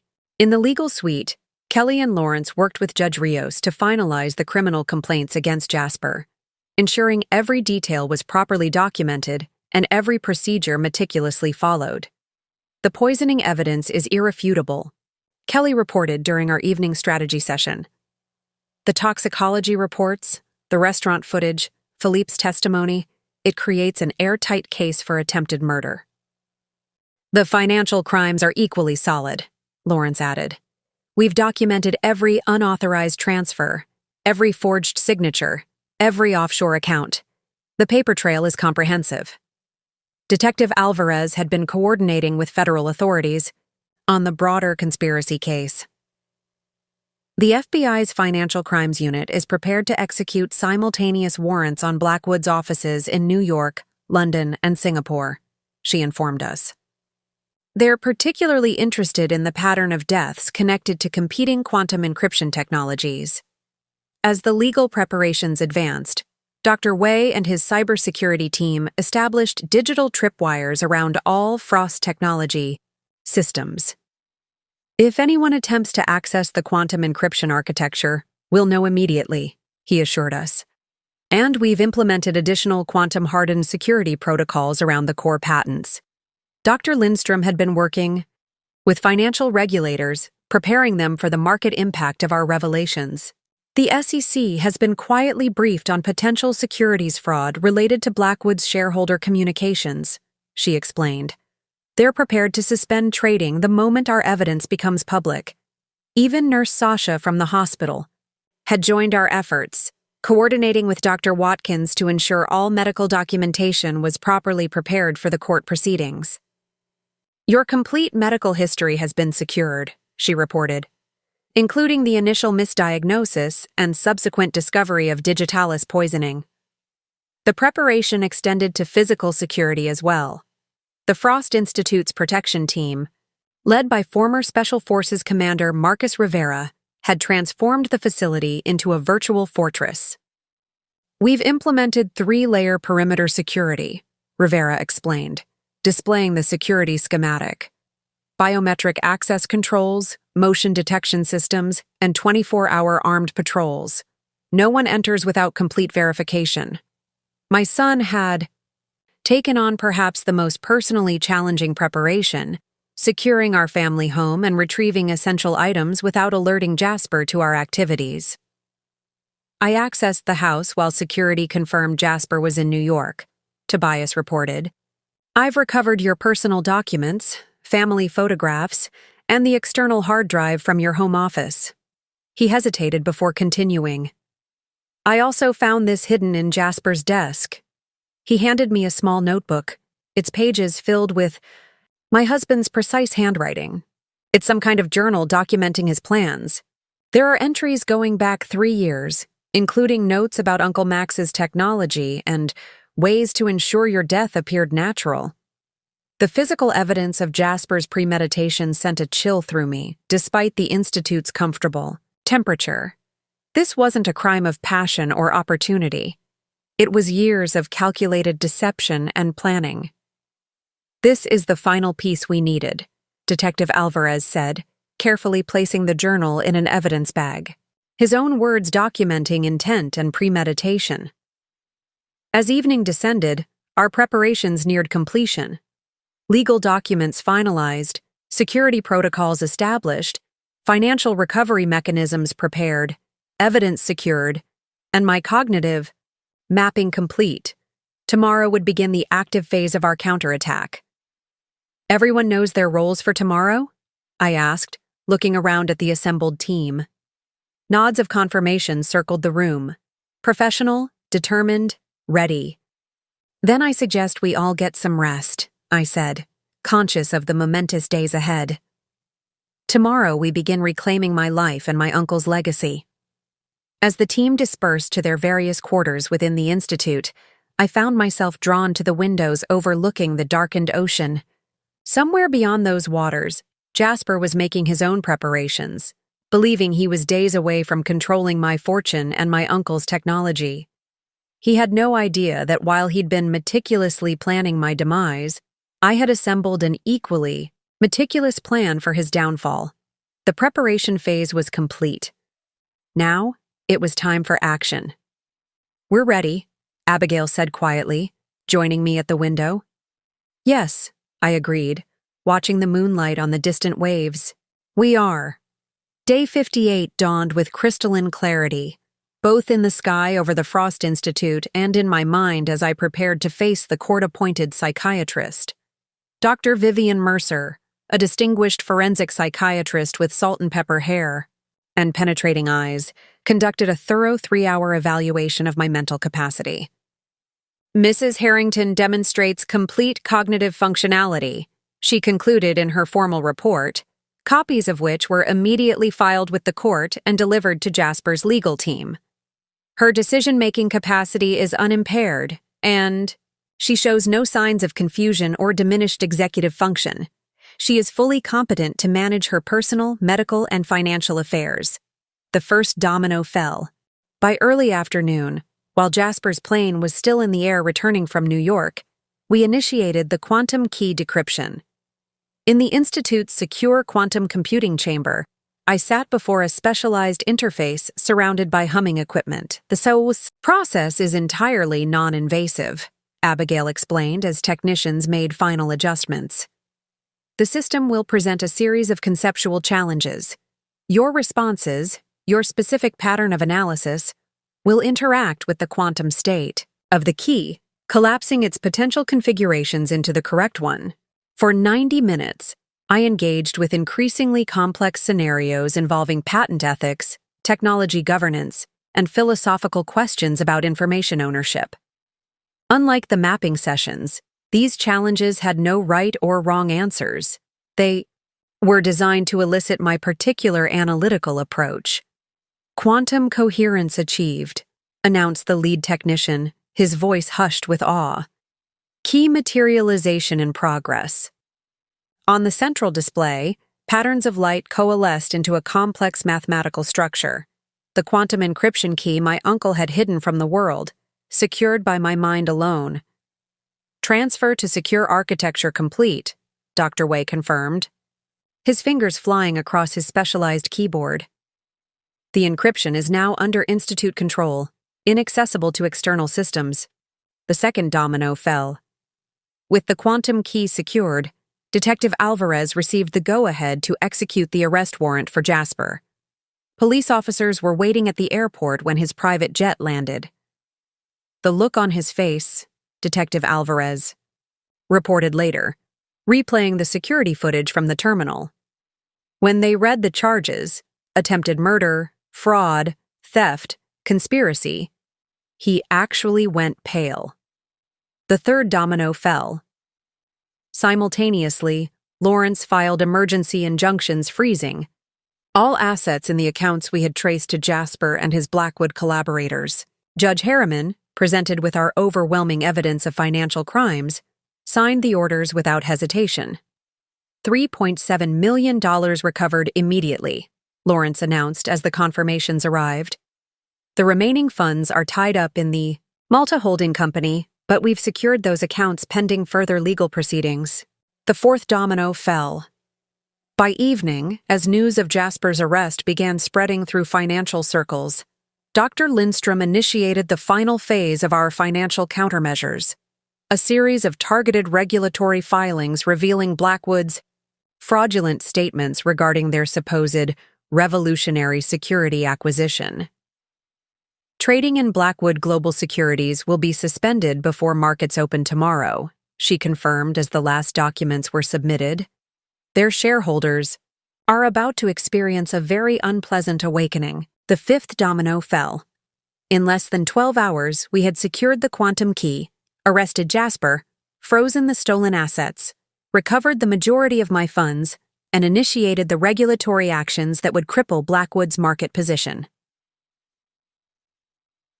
Day 58 had been decisive indeed. The county detention center's visitor room was austere, beige walls, fluorescent lighting, and a thick plexiglass barrier separating me from the man who had tried to murder me. Jasper looked markedly different from the confident, polished investment manager I had married.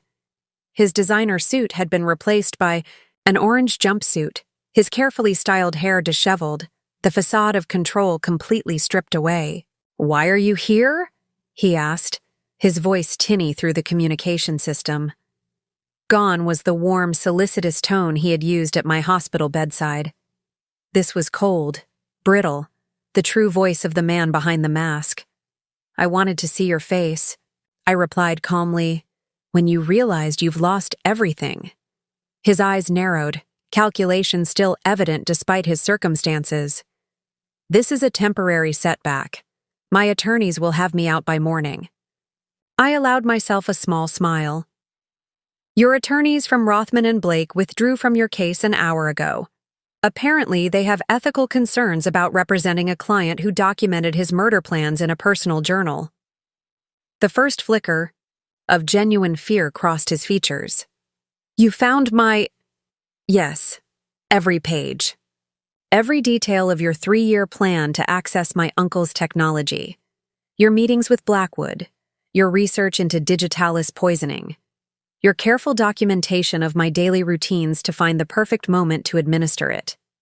I kept my voice level despite the cold fury I felt.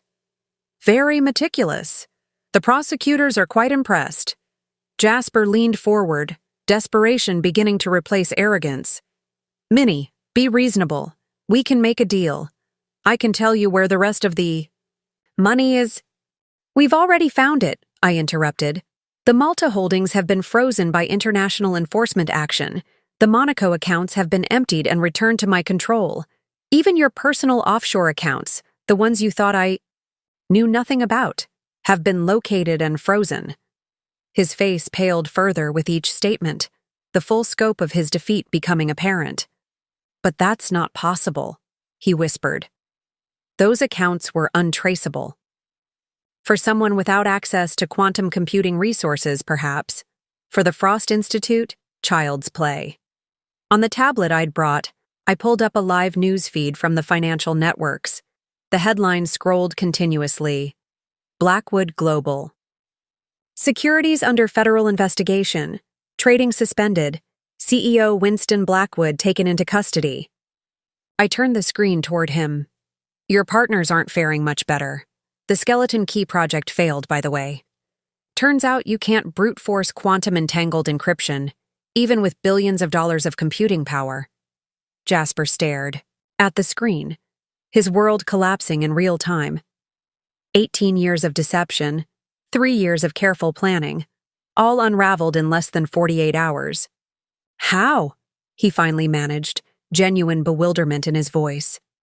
"You were dying. The doctors said—" "The doctors said what you wanted to hear," I corrected. "And you heard what you wanted to believe. You never really saw me, Jasper.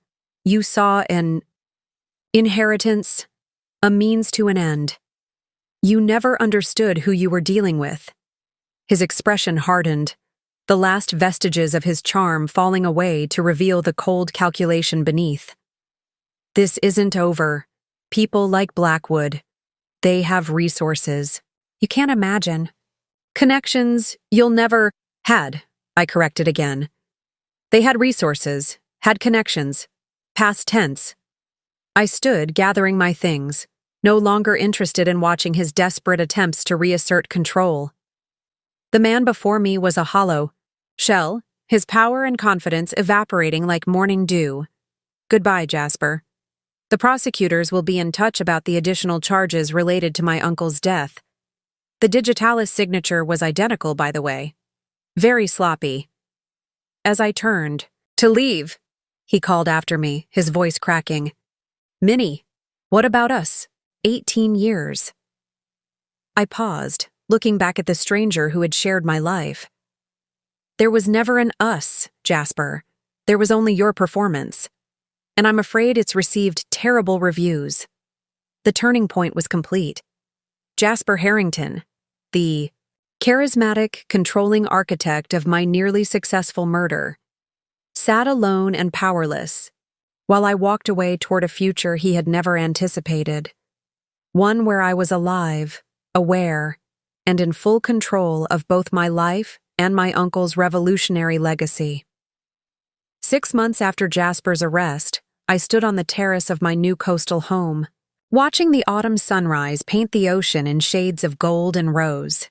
The legal, financial, and personal aftermath of his betrayal had unfolded with the inexorable certainty of tides returning to shore. The criminal proceedings moved with surprising swiftness. Faced with overwhelming evidence, the journal, the financial records, the toxicology reports, Felipe's testimony, and security footage, Jasper accepted a plea agreement rather than face trial. 25 years for attempted murder, fraud, and conspiracy, with no possibility of parole for at least 18 years. Winston Blackwood and 3 other executives faced their own legal reckonings. The pattern of deaths connected to competing quantum encryption technologies, coupled with the documented financial trails, resulted in RICO charges that dismantled the corporate empire they had built. The SEC investigation uncovered decades of securities fraud, market manipulation, and insider trading. The Blackwood case will be taught in law schools for generations, Judge Rios told me during her last visit. A textbook example of corporate criminality and its consequences. Financially, the resolution exceeded even Lawrence's optimistic projections. Beyond recovering my stolen funds, the civil judgments against Jasper and Blackwood Global Securities added substantial compensation for the attempted theft of my life and fortune.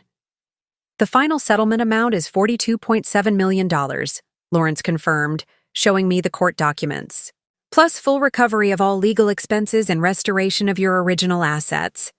More importantly, my uncle's quantum encryption technology remained secure under Frost Institute control. Rather than commercializing it immediately, we established an International Governance Council of technology ethicists, financial security experts, and public policy specialists to determine its appropriate implementation. Max would have approved, Abigail said when we announced the governance approach. He never saw technology as merely profitable. He saw it as transformative with corresponding responsibilities. The personal resolution proved more complex. The dissolution of my 18-year marriage left unexpected emotional aftershocks, despite the clarity of Jasper's betrayal.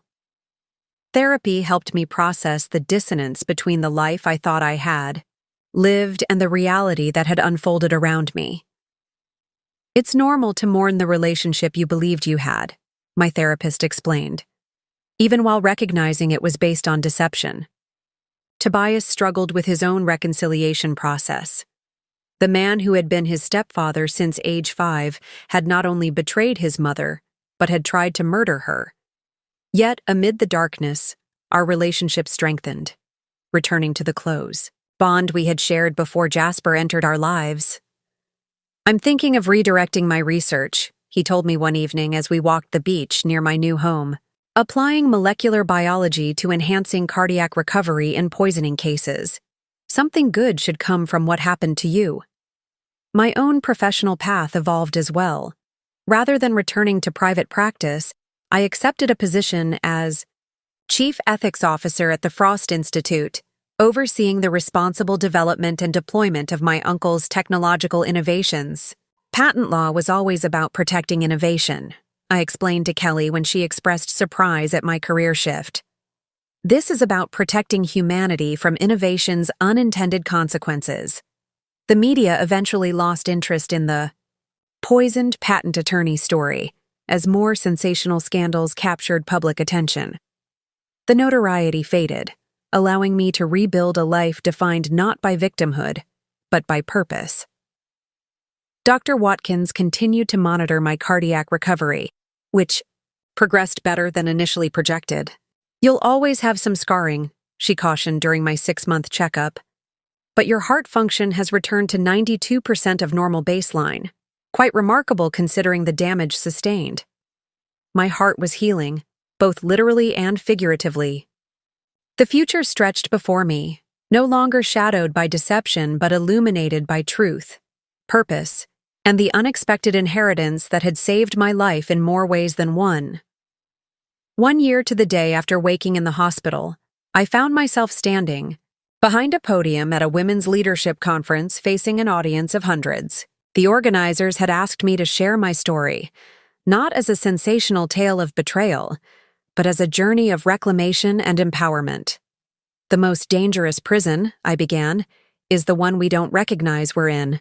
For 18 years, I lived in a carefully constructed illusion, my capabilities systematically undermined by someone who saw me as a means to an end rather than a person in my own right.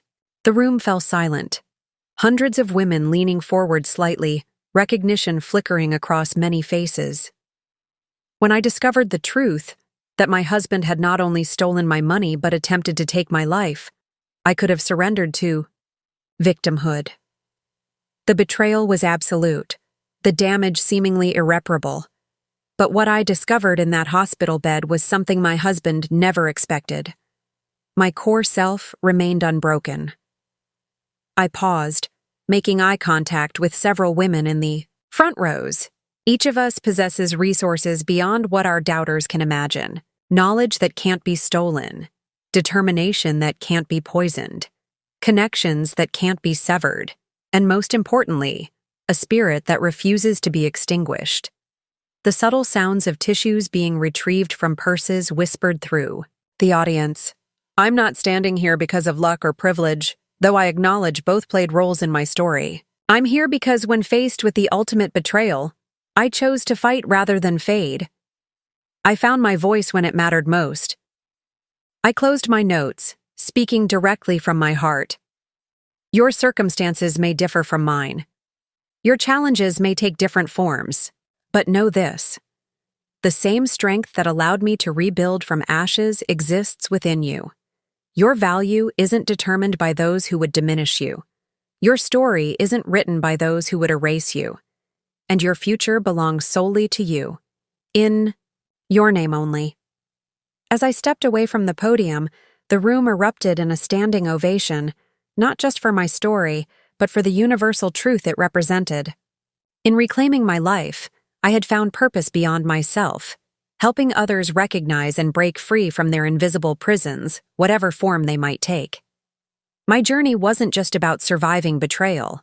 It was about emerging stronger, wiser, and more authentically myself than ever before. Up next, you've got 2 more standout stories right on your screen. If this one hit the mark, you won't want to pass these up. Just click and check them out. And don't forget to subscribe and turn on the notification bell so you don't miss any upload from us.